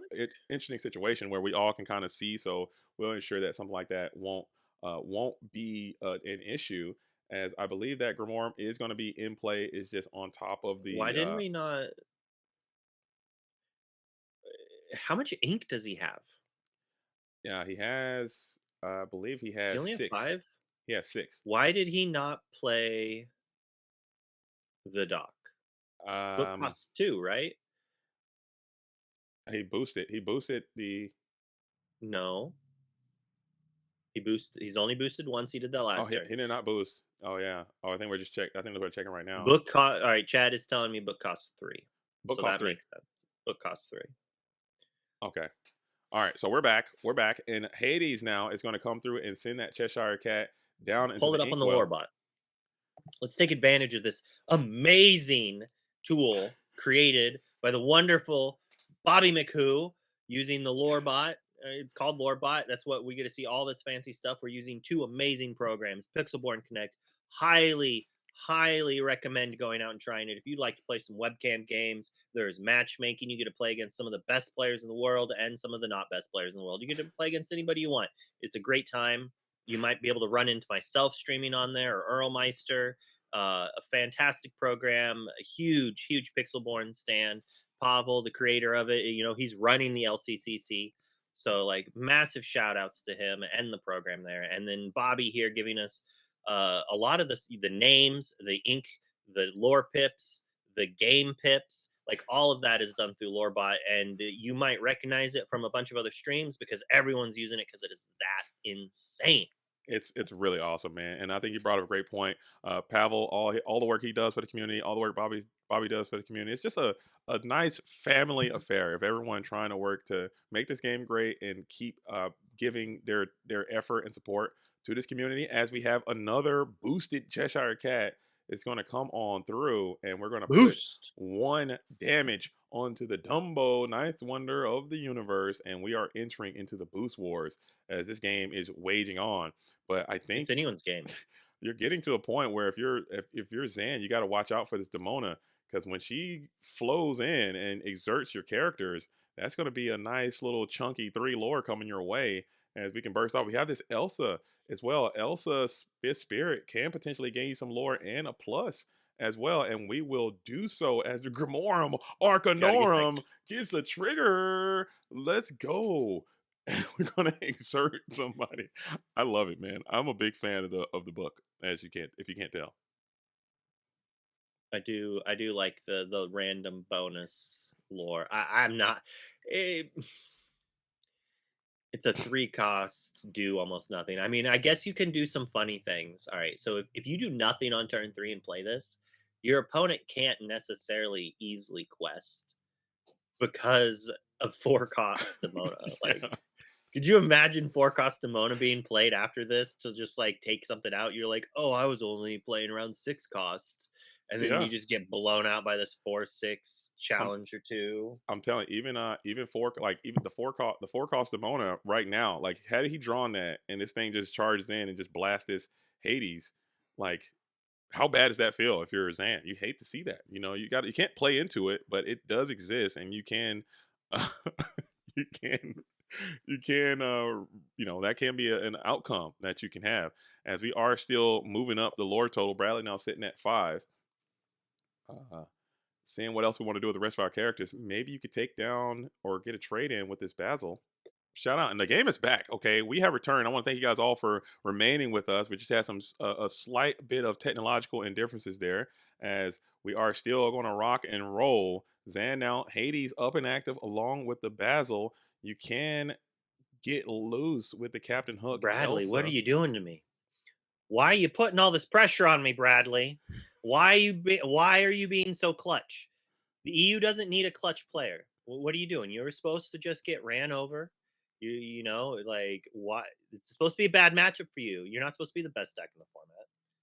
I'm Bradley, like he's making me feel bad. That too. I will still say that I feel like that Doc was that last game. That was last game. He won that game too. So he discarded the Doc and won anyways. Yeah, and the two of Doc, but we are all in right there. As you placed all your characters to the board, they are some high quality, high impact characters. One of them being Dumbo, Ninth Wonder of the Universe, and Zan Syed is holding cards again. But notably, one of those cards is going to be that It's Cinderella not Dreams bad. Come True. She's looking horrible. Maybe it's not for this matchup. She is super weak. Cindy? Yeah. I mean, she's still good. Like we get an answer cat, which can be devastating. We get a quest, boost up. Cindy takes out cat. Or The Elsa, I I mean. guess yeah, I guess yeah. Elsa takes out Dumbo, and then Hades takes out cat. Hmm. Like we need that Dumbo answered. Like the fact that we drew a card that answers Dumbo is insane for us right now. I think Because that it is a really needed to happen. That is a super, super valid point, but we can trade down this board quite nicely. And the Zeus is Thunderbolt. He hurled his Thunderbolt. It's going to help just really apply a bit more pressure to the next turn as we can go ahead and send the Captain Hook on into. So Yeah, you can clear it. You can do a full board clear this now and go is 1 for 1. this is still anyone's game. If imagine if Zan top decks Tamatoa. Oh, he's so back. I mean, we're playing like we're pod racing now. I thought it was gonna be a great game just based on these players' hand, but now he got double Cindy again, and I think you might have to Can play the you Cindy and filter. can you flip the Zan's thing? What do you mean? Is it's backwards from what it was before. Oh, okay. Let me check. Let me look. Oh, once they reset. Yeah, Uh, when we reset it, it really messed up the camera. Sadly, that's not a great draw from Zan though. He both players just drawing removal instead of drawing like actual answers, or like card draw, card advantage. And Bradley is not near. Oh my goodness, that is a good card. If only it did something more than making Bradley discard a Thunderbolt. yeah. And you might have to play it either way. Granted, these players cannot see each other's hands, so Yeah, I think playing that Dumbo Ninth Wonder on the Universe is an absolute slam dunk, no brainer. And maybe we send this it Elsa into is. the unknown as well. It's really rough because we know that. So all right, so Zan's probably like Bradley's got strength in hand. I can't let him play two characters, right? I've got to do stuff. Oh, we're gaining that lore. Make sure we gain a lore off of our book. Grimoire Marcanorum putting in work. I love to see it. And we have enough ink to go ahead and zap the Dumbo, leaving nothing but this super Wait, paltry Cinderella up on why'd the we do board. that? Why or how? All right, so I would have strengthed the Dumbo and then challenged it, I think you're just trying to maybe keep and that then our damage on. Thunderbolt. No, But he just Thunderbolted it. he just thunderbolted and put in 2 damage. Yeah, I think Bradley Okay. agrees with you there as you wanted to just maybe Well, get no, a he little bit doesn't of damage. agree. He did the opposite. That's what I'm saying. He because I think it was a little frustrated with the way he put the dice on the Elsa Oh, there. As yeah, we that do makes sense. reveal that genie now, because that thunderbolt would have lined up super nicely with this genie as a response, and the Cheshire Cat is gonna be another card coming on Ugh. through. off the top. So that is the swift and immediate punish coming in from the youngster. But can your deck bail you out? Is it gonna be? Oh, you're waiting for that Demona to come on through, and she has not presented herself just yet. As you can go ahead and put out the Calhoun, who's looking like a Cheshire Cat victim here, but Cheshire Cat will not fall actually. I Yeah. It's rough. You still It can move is that real rough damage here. from the Elsa to the Calhoun, but I don't know how great that is. As Zan is now seated at 5 in the lore total. What a game! What a game! What a game! Stare down commences. One card in hand for Zan. Without It's going to be the silliest Basil you ever seen, but he's on the board and he can do something, I suppose. without a big top deck from Bradley or some weak draws from Zan, that misstep of using the removal backwards is really going to be punishing. Because had we done it the other way, we could have just thunderbolted the cat, get it out of here, and we're still at this kind of stalemate position. Um, but now we need to draw Demona or something like that. And not that. That's definitely not what we want. At least it draws a card. But we Yeah, can't really quest because of the kitty cat. I mean, maybe there's a world we quest just because we want Zan to challenge and maybe move damage onto our Diablo to draw us a card. that's a possibility. As the race is gonna be on, I think you're gonna need to get to that Demona here as sometime within the next few turns. As Zan is actually starting to quest rather aggressively in this situation. You do have two Demonas that you have access to that can potentially help you in this spot. Like if you exert the Cheshire Cat, you can even draw the other Demona, give it Rush. Either Demona with Rush, I think, could be a huge swingy tempo play. As we are going to boost the Cheshire Cat just for the vibes. What do you think about that? Just a straight up boost, just to get loose with it. That is A, interesting. a vibrational boost. I got to ask him about that. That's cool. I've never seen that before. As we are going to quest, maybe just trying to your next card is your best card theory, and just trying to get through some of the fluff you So, got in your deck. There's a so Demona. there is a funny theory that mathematically the top say you want to draw a certain card. He Hold on, doesn't hold play on. elephant chat. Look, he's popping off really quick, and that was a crazy turn. Luke, did you see what just happened? Oh my goodness, we go Genie into Genie Thunderbolt into into Demona. So we draw Demona, Genie into the Thunderbolt, get to Demona, and we get a huge board clear coming off from Bradley there. So that was incredible turn. very, like I said, if he hits something hot, like this is why Genie's insane. Like how many people have lost to Blurple Amethyst Steel when you stabilize the board? You're like, okay, I'm in a top deck war. This is why you don't want to get in a top deck war with Amethyst decks. Genie into anything. It's like you just played 3 cards in top deck war. I top deck a goon. Play pass the turn. Like, where's that sound effect I at? Give me can't. that Street Fighter death sound I effect. gotta do it. Like you just get brutalized. And it's like, yeah, Zan has the 3/3 here, but it's back I into mean, Bradley's. Zan Demona needs to here. draw a haymaker. If you get a Demona, man, you got another. And there is the deal maker, Hades. This is where he's at his absolute best. I think the card is broken. Look, I'm going to Yeah, respectfully right now it's good. disagree. I'm going to It's disagree. a I think win more card. it's Like a I said, it's a it's a win more vibe. card. It's a vibe more card. Card's great, It's, and you're going to get it's 2 more not good cards. when you're losing. It is not good when you're losing, and that's its biggest downfall. Like so many cards here could have been fine. Like it is kind of an out to the Dumbo. I think as Zan, I might have to put Dumbo on the bottom, but at the same time, maybe I let him draw 2 cards and hope he draws blanks. But we're in a world of pain. Yeah, we're putting I that Dumbo think, on the yeah, bottom. Dumbo's gone, and we will send the ninth wonder of the universe to the bottom of the deck and leave you enough with Basil. And it looks like Bradley here has turned the corner. That's 4 more lore being added to your score total, bring you all the way up to all knotted up at Oh 11, come I believe. on! As the Cinderella and Rafiki drawing these cards in such disjointed order, it just has to feel so frustrating for the DLC champion. As you're just going to put that guy into the inkwell with the Cinderella effect to kind of just shuffle your hand a little bit, and now you're setting yourself up for this Demona off the top. It does not come, but I don't another think you problematic play Demona. character. I don't Was think that? I'd play Demona there. I would gain that 2 We lore, don't want to baby. give.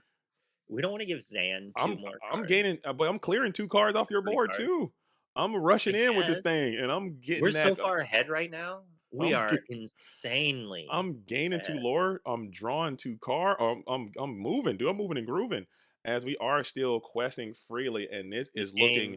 is over. Bradley is in a commanding position. Zan is stumbled on the ropes, but he's still going to fight through it. We get the Elsa. Is that enough to slow the youngster down a little bit in this If situation? you if you were to look at this game from this point, you'd be like, why would you ever play Blurple? Like Amethyst Steel crushes. It's dominating. It won this game on the draw. But if you yeah, no pressure. Thanks, Purple, me skeeks, Meeseeks.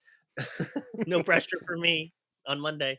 But you're like, oh, it just gets crushed. But there were multiple turns that Zan could have drawn Yeah, Tamatoa draw all cards. right. Both players had like draw go for like a turn or two, where Bradley's like removal go, and then Zan's removal go, blank go, and that's the fist bump. That's match right there. Absolutely. That is going to be the game. And the youngster Bradley is going to come on through and Did he just say take 6'7"? down. I think he just said 6'7". He goes 6'7"? He just 6'7" in the No, thing? I don't. I don't think he did. He didn't Maybe. know way he's gonna hit the gritty. That did happen. Shout out to Tiago. Boy, let's hop on into the. We're gonna mute ourselves here, Luke, and let's hop over into the Discord and let's see if we can get these players to come by and hear what they have to say about their own playing experience, and we can pick their brains, ask some questions, get some answers, and vibrate. So I'll mute myself here, and I'll meet you there. All right, and we are here in the interview area. We're waiting on the players to come on through, but look, what an incredible game that we had the opportunity of seeing there. I personally enjoyed it. I'm certain you enjoyed it. I'm pretty sure Bradley's got to be over the moon, but Zan Syed has to be a little bit frustrated. I mean, let's see what he has to say about it. The deck did not do him any favors in that situation, but the players are rolling in. I see we have Neil and Bradley here, and we have Zan Syed, DLC champion, is going to be here as well. We're going to start with you first, Neil and Bradley. I don't know if you guys have the ability to show yourselves, but it's okay if you don't. No pressure. But I want to say congratulations on your victory and thank you for your participation and job well done. So first, when you realized that you were seeded playing against probably one of the best players in the game, what were your initial thoughts and feelings going into that match, Bradley? Um, I was I was a little bit nervous at the start, but definitely very excited to like play my first match. I mean, like everyone knows, Zan is a very good player, and as he's already won one, so I've got to make sure that he can't win another one. You know. Yeah, you coming in facing off against the current and reigning champion of this event, and you certainly say some nerves were there, but you locked in, and we really couldn't tell. I think you played extremely well. We're going to pull up your deck list here, and if you really quickly can just talk about your deck. Why did you bring Amethyst Steel to this tournament, and just talk about some of your unique includes, some of which came up quite nicely in that matchup, the Remorum Arcanorum, as well as that 4-cost Demona, which I think is a pretty phenomenal card, and also some of the other inclusions that you have here. Yeah. So I've gone for Purple Steel because I know that it's definitely a very consistent deck. A lot of the time, it will have a 1, 2, 3 like decent curve. I like consistency overall, and I know that it has enough power in the meta to be able to like deal with the evasives and deal with the big characters with the strengths and the Zeuses. And then I started by just net decking and seeing, what people are playing.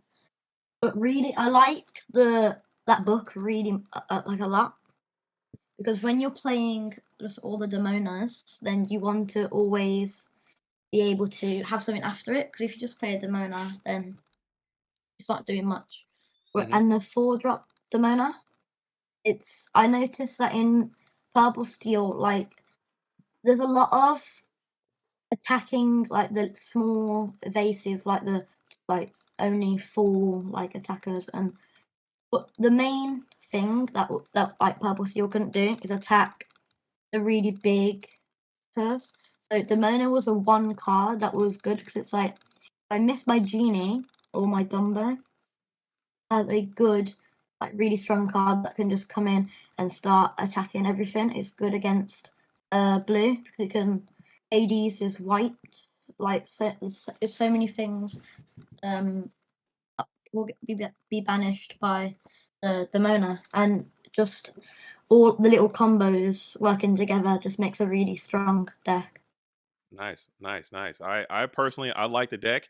I like the way you played it. But while we're talking about decks, I'm gonna go ahead and bring in DLC champion Zan Syed is in the building as well. Zan, that match didn't go the way you wanted. Obviously, there were some very unfortunate things. We're gonna talk about that when we get into the match analysis portion of the interview. But really quickly, can you just talk about your deck? A lot of people speculated that Sapphire Amethyst is in a pretty poor spot in this meta, but now it seems like it's ramping up. I love the way that you kind of put this deck together. Can you just talk about your Sapphire Amethyst take? What's strong about it? Why did you build this deck this way? And maybe what are some changes you would do if you had to do this again? Hey, so my deck choice was based off of, I felt like if I had to guess, like 40% of the LCC people were gonna play Purple Steel. So I was like, okay, why don't I just try and see if I can counter it with the counter from last set, right? I definitely did not submit the right deck list. I meant to submit a different deck list for that was also Blurple. Yeah, I basically shot myself in the foot. I forgot to put Hades in this deck because I was like testing the 5-drop Hades. Yeah. I forgot to put it in the deck, and basically I was testing to.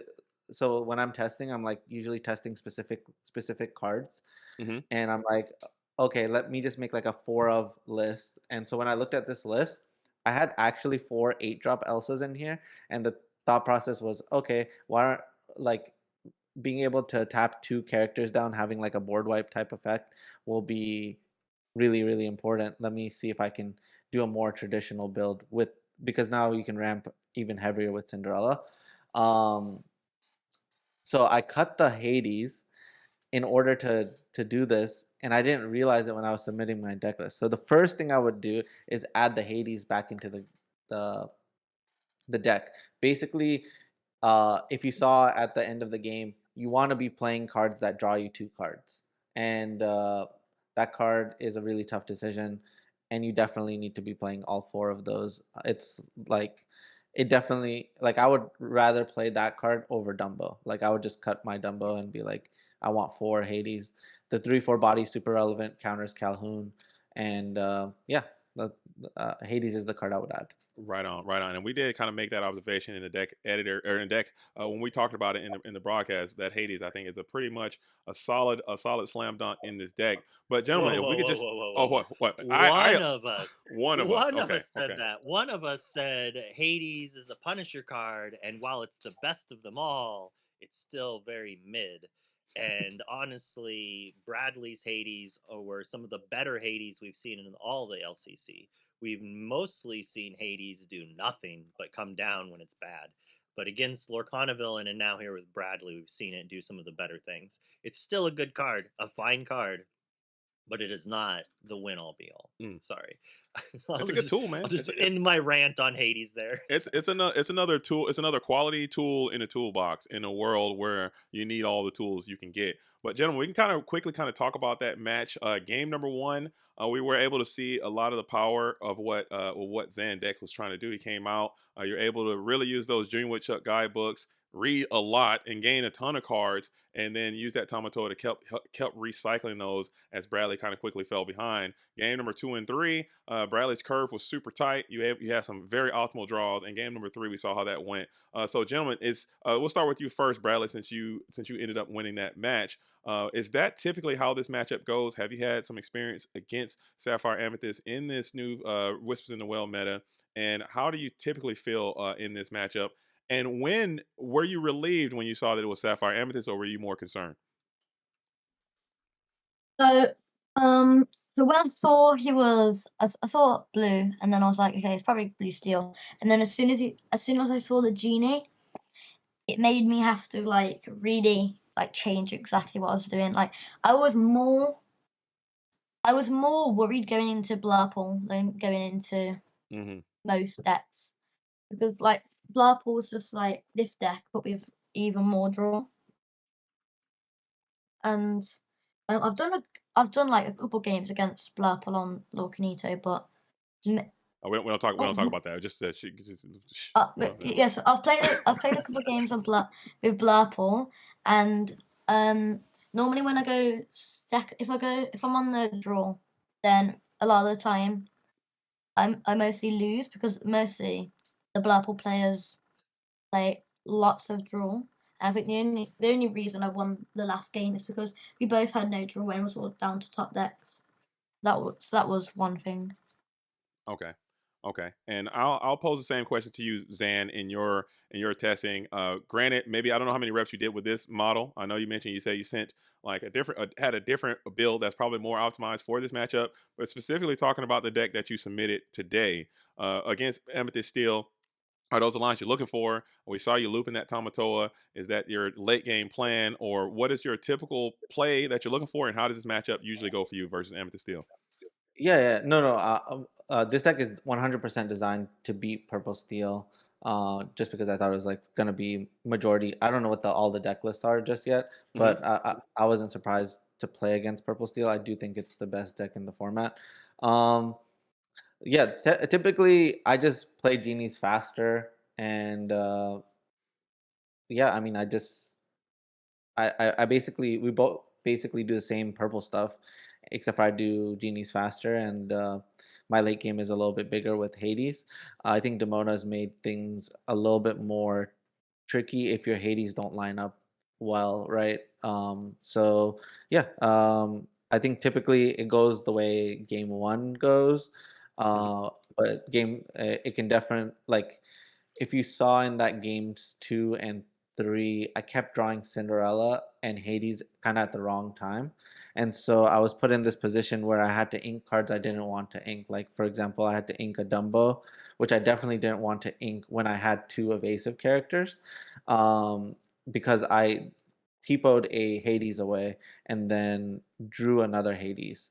And I also had 2 Cinderellas. So I was like, oh my God, um, this is So absolutely terrible. Mm. before you go on anymore, what about the Cinderellas? How do you feel about her? I know there's been a little bit of discourse of maybe she's not good enough, and some players have been cutting her from lists. How do you feel about her? I think that she is insane. I think that, um, yeah, I think that she's insane. It just depends on which version of the blue deck you're playing. I think she's completely necessary for blue steel to be a deck. She's less necessary for Blurple to be a deck because Blurple was the best deck last set. And yeah, so I just think that she's not like an auto include. At this point, she's in all of my blue decks. I just think that most of the time, like this is a matchup where you need to slam Genie on 3 and not Cinderella. If I was playing against Blue Steel, I think I would have opted to play Cinderella instead because they're gonna try to play their 7 drops, and I need to be prepared to play my Hades to get rid of their Vincenzos, etc. Right, and so I think having both options is nice, but drawing them in the fashion that I drew them in game 2 and 3 puts you at a disadvantage. But I think that's like the beauty of Lorcana is like in order to play these powerful cards, um, you have to be able to risk the uninkable situation. Yeah, and it is a risk it for the biscuit situation. But I know, like I said, it's one of those tough things, especially in those late game scenarios where you want to draw some of your best cards, you're getting some of your worst cards, and that's just a part of trading card games. And I don't have to explain that to anyone. But I really enjoyed the game. I love the way that both of you guys has played it. There's one question coming in from the chat for you, Zan. I had that same question myself. Was on that turn. There was a turn where you had the Cheshire Cat. You boost for no effect. Can you just kind of talk through the thought process of that and why would a player make a decision like that? I'm sure you had a reason for it. I just wanted to, just because this is for a learning thing too, because people tune into the LCC to get better as players. So I would like to hear why would you make that decision and what are some of the benefits and cons of doing a play like that?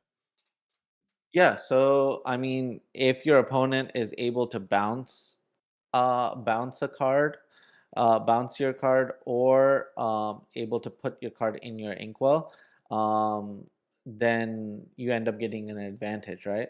I think that some versions of Blurple play what do you call it, bounce effects like Madam Mim Elephant. Hmm. I am not playing a way to bounce the Cheshire Cat back to my hand. But the thing is, we're playing closed deck list, right? Right. So Bradley doesn't know that, right? So he might prioritize the Cheshire Cat over the genie, which, if I'm in the race situation, I feel happy about if you prioritize that. The other thing that I strongly believe is, like, let's say you have a Bobby or a Mulan. I think that you're supposed to always draw the card and discard the card majority of the time. Like, obviously, if the matchup is about getting milled out, don't do it. But I think that having more information about what you can draw is is really good, right? So let's say the Cheshire Cat dies, I get to see two additional, like one additional card, right? And Nice. that information, even whether the card is good or bad, is irrelevant. But what is relevant is I know now I'm one step closer to, um, not one step closer, but like more so like I know exactly what my outs are, and there's more of a chance of me getting to that. So I rather have like 10 cards left in my deck and have more of a chance of drawing those 10 cards, regardless of if they are the right cards or not, Because the deck is just pretty much all four ofs except for two Elsas, right? Hmm. So I don't really care about what card I end up putting in the bin. I just want to know more information and get a much better grasp of what's left in the deck to draw. Very nice. I like it. I like it. I think the points stand and they make a lot of sense. But I got one more question for Brad. I'm gonna kick it over to you, Luke. I promise. I'm so sorry. I'm just taking all the questions as always, as I often do. I'm so sorry. But What? Bradley, No, no. I'm sorry, Luke. But Bradley, I gotta ask. Okay, you got those two docs. Okay, why are we playing two docs? And they came in at a perfect time. So maybe two is the correct answer because you had a Best nice little friends doc forever. chain and really put on the pressure. Why two docs? And have you ever thought about going up or down? So I started on my first list. I reduced it down to only 3.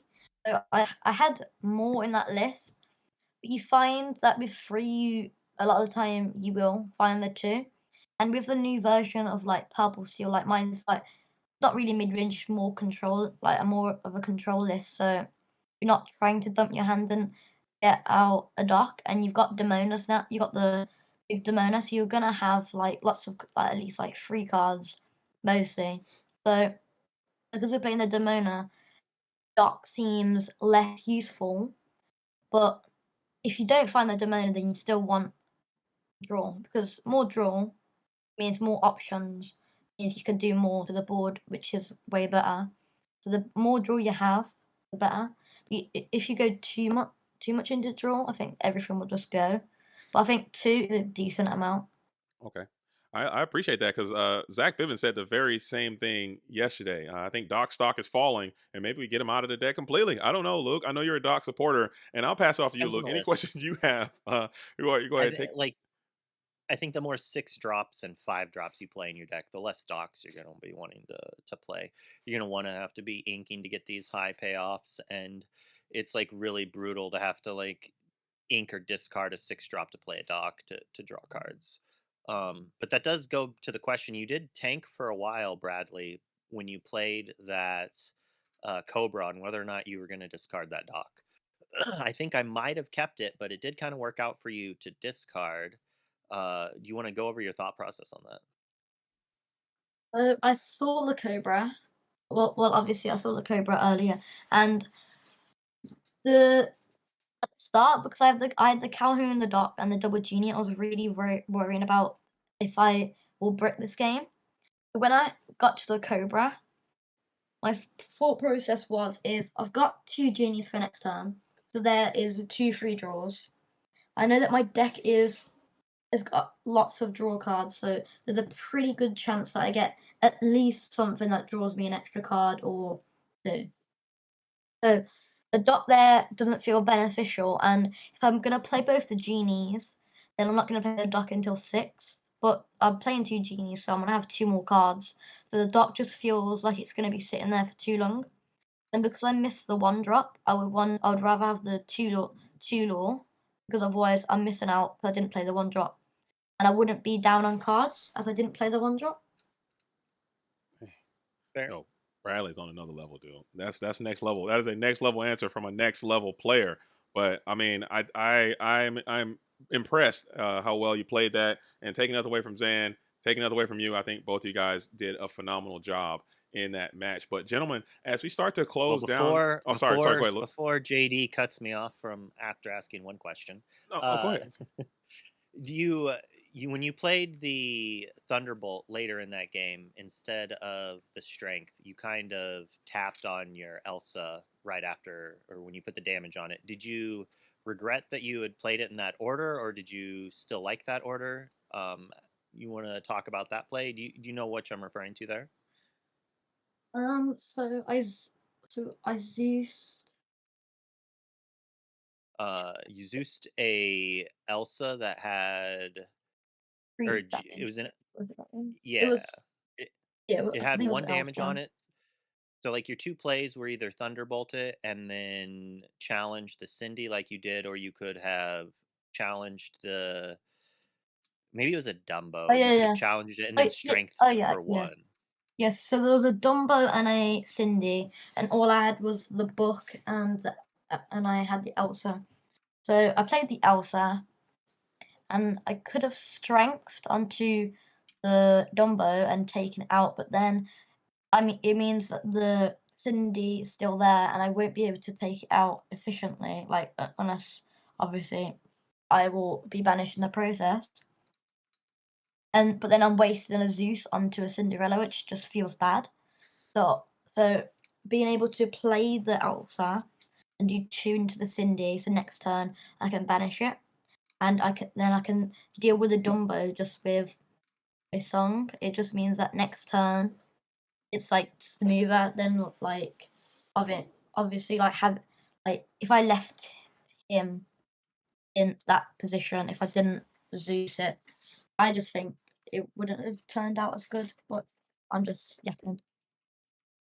Possible. It did work out for you in the way Top Deck went eventually, but it also was a little scary since Zan immediately drew a cat the next turn, which would have been very nice target for that Thunderbolt. But that's how it happens. Sometimes you make a decision to do one play instead of the other. Your opponent top decks a card that makes your decision look terrible, and other times you do a play and they top deck a card that makes you look like you're psychic and the best player to ever play the game. So luckily it worked out for you. I just want to highlight probably the play that put you into winning the game. And like the book helped it, right? You had played the book, it didn't do too much initially, but then later on, top decking Genie, drawing a Demona, and then using the Diablo to top deck into a Thunderbolt as well to just like basically wipe Zan's board and put yourself to have everything. How excited were you when you drew those cards? I was feeling like very excited because at that point I was at 7 and I knew that Dan only had the Basil and he was still top decking. So it was at that point where I just got really excited because it's like I've just top some really good cards, and the one thing I was looking for was a Zeus. I didn't find it at the start. I was like, okay, so all right. I had the Demona and Genie, and then I got it, and I was like, perfect. And then I even said to Dan, oh, this is going to be crazy. And then the top decks after that, I was like, how lucky can I get? It's like you thought it was going to be a little crazy, and it was insane. And thanks, you did fantastic. Congratulations again, Zan. We were in the spot in that third game there where both of you are drawing. I think Bradley had a Thunderbolt in hand. He passes the turn to you. You top deck into the unknown. You pass it back to him, and he top decks a Strength. And it's just like for the viewers, this is just like it's anyone's game. Where were you? I guess my question for you is, where were your Tamatoas?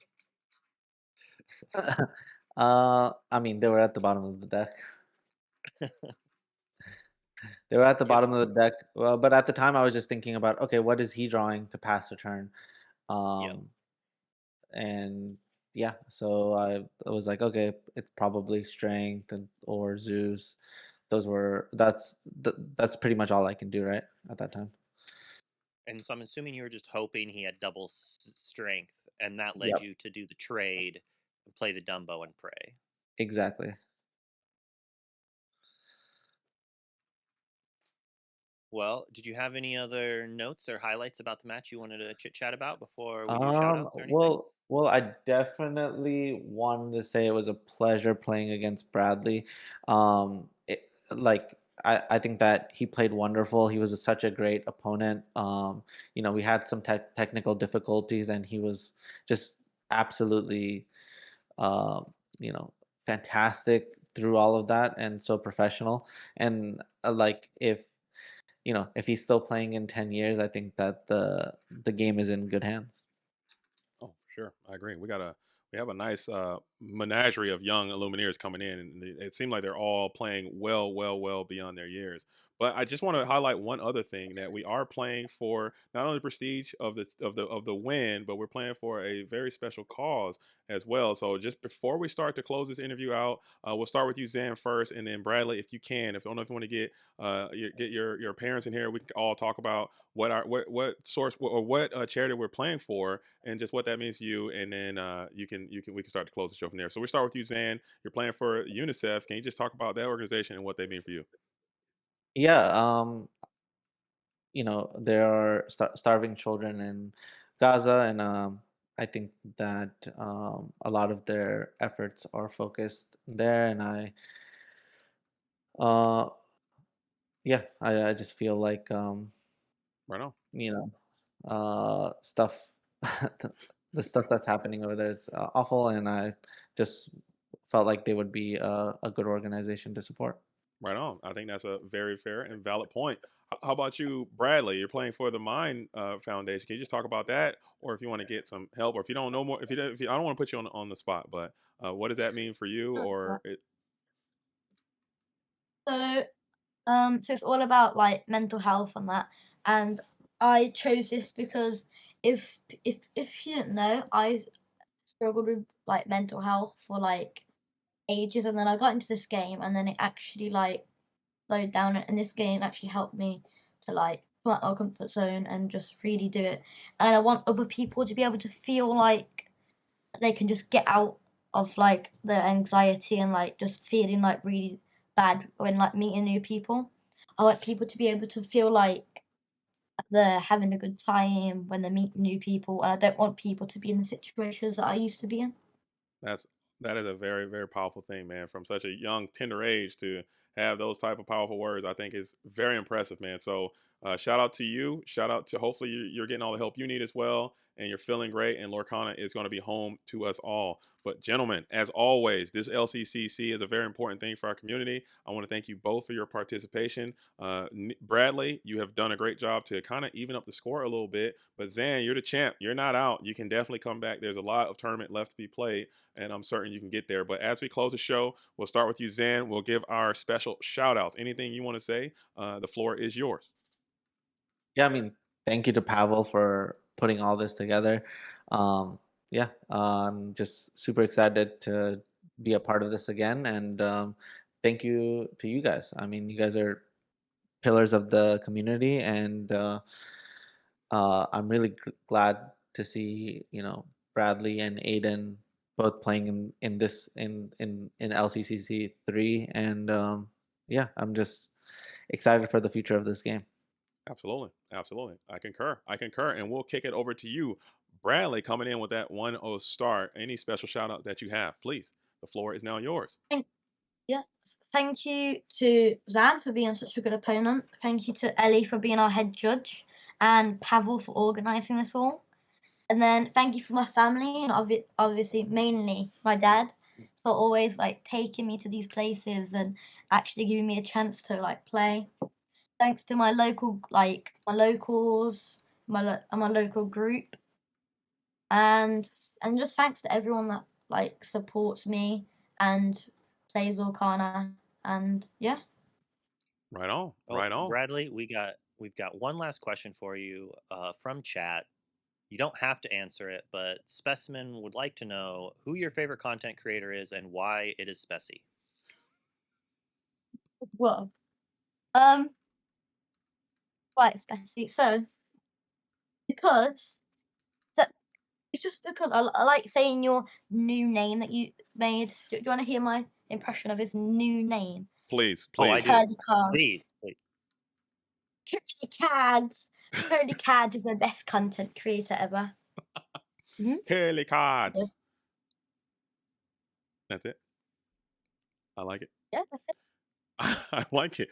I like. You kind of broke up a little bit, but I think we got it. Okay. Shout out to you. Shout out to Speci. But gentlemen, we will let you both go, and we're gonna hop back into the booth and start to close the show. Again, I want to thank you both for your time and your grind. And Luke and I will depart here, and we'll catch you in the next round.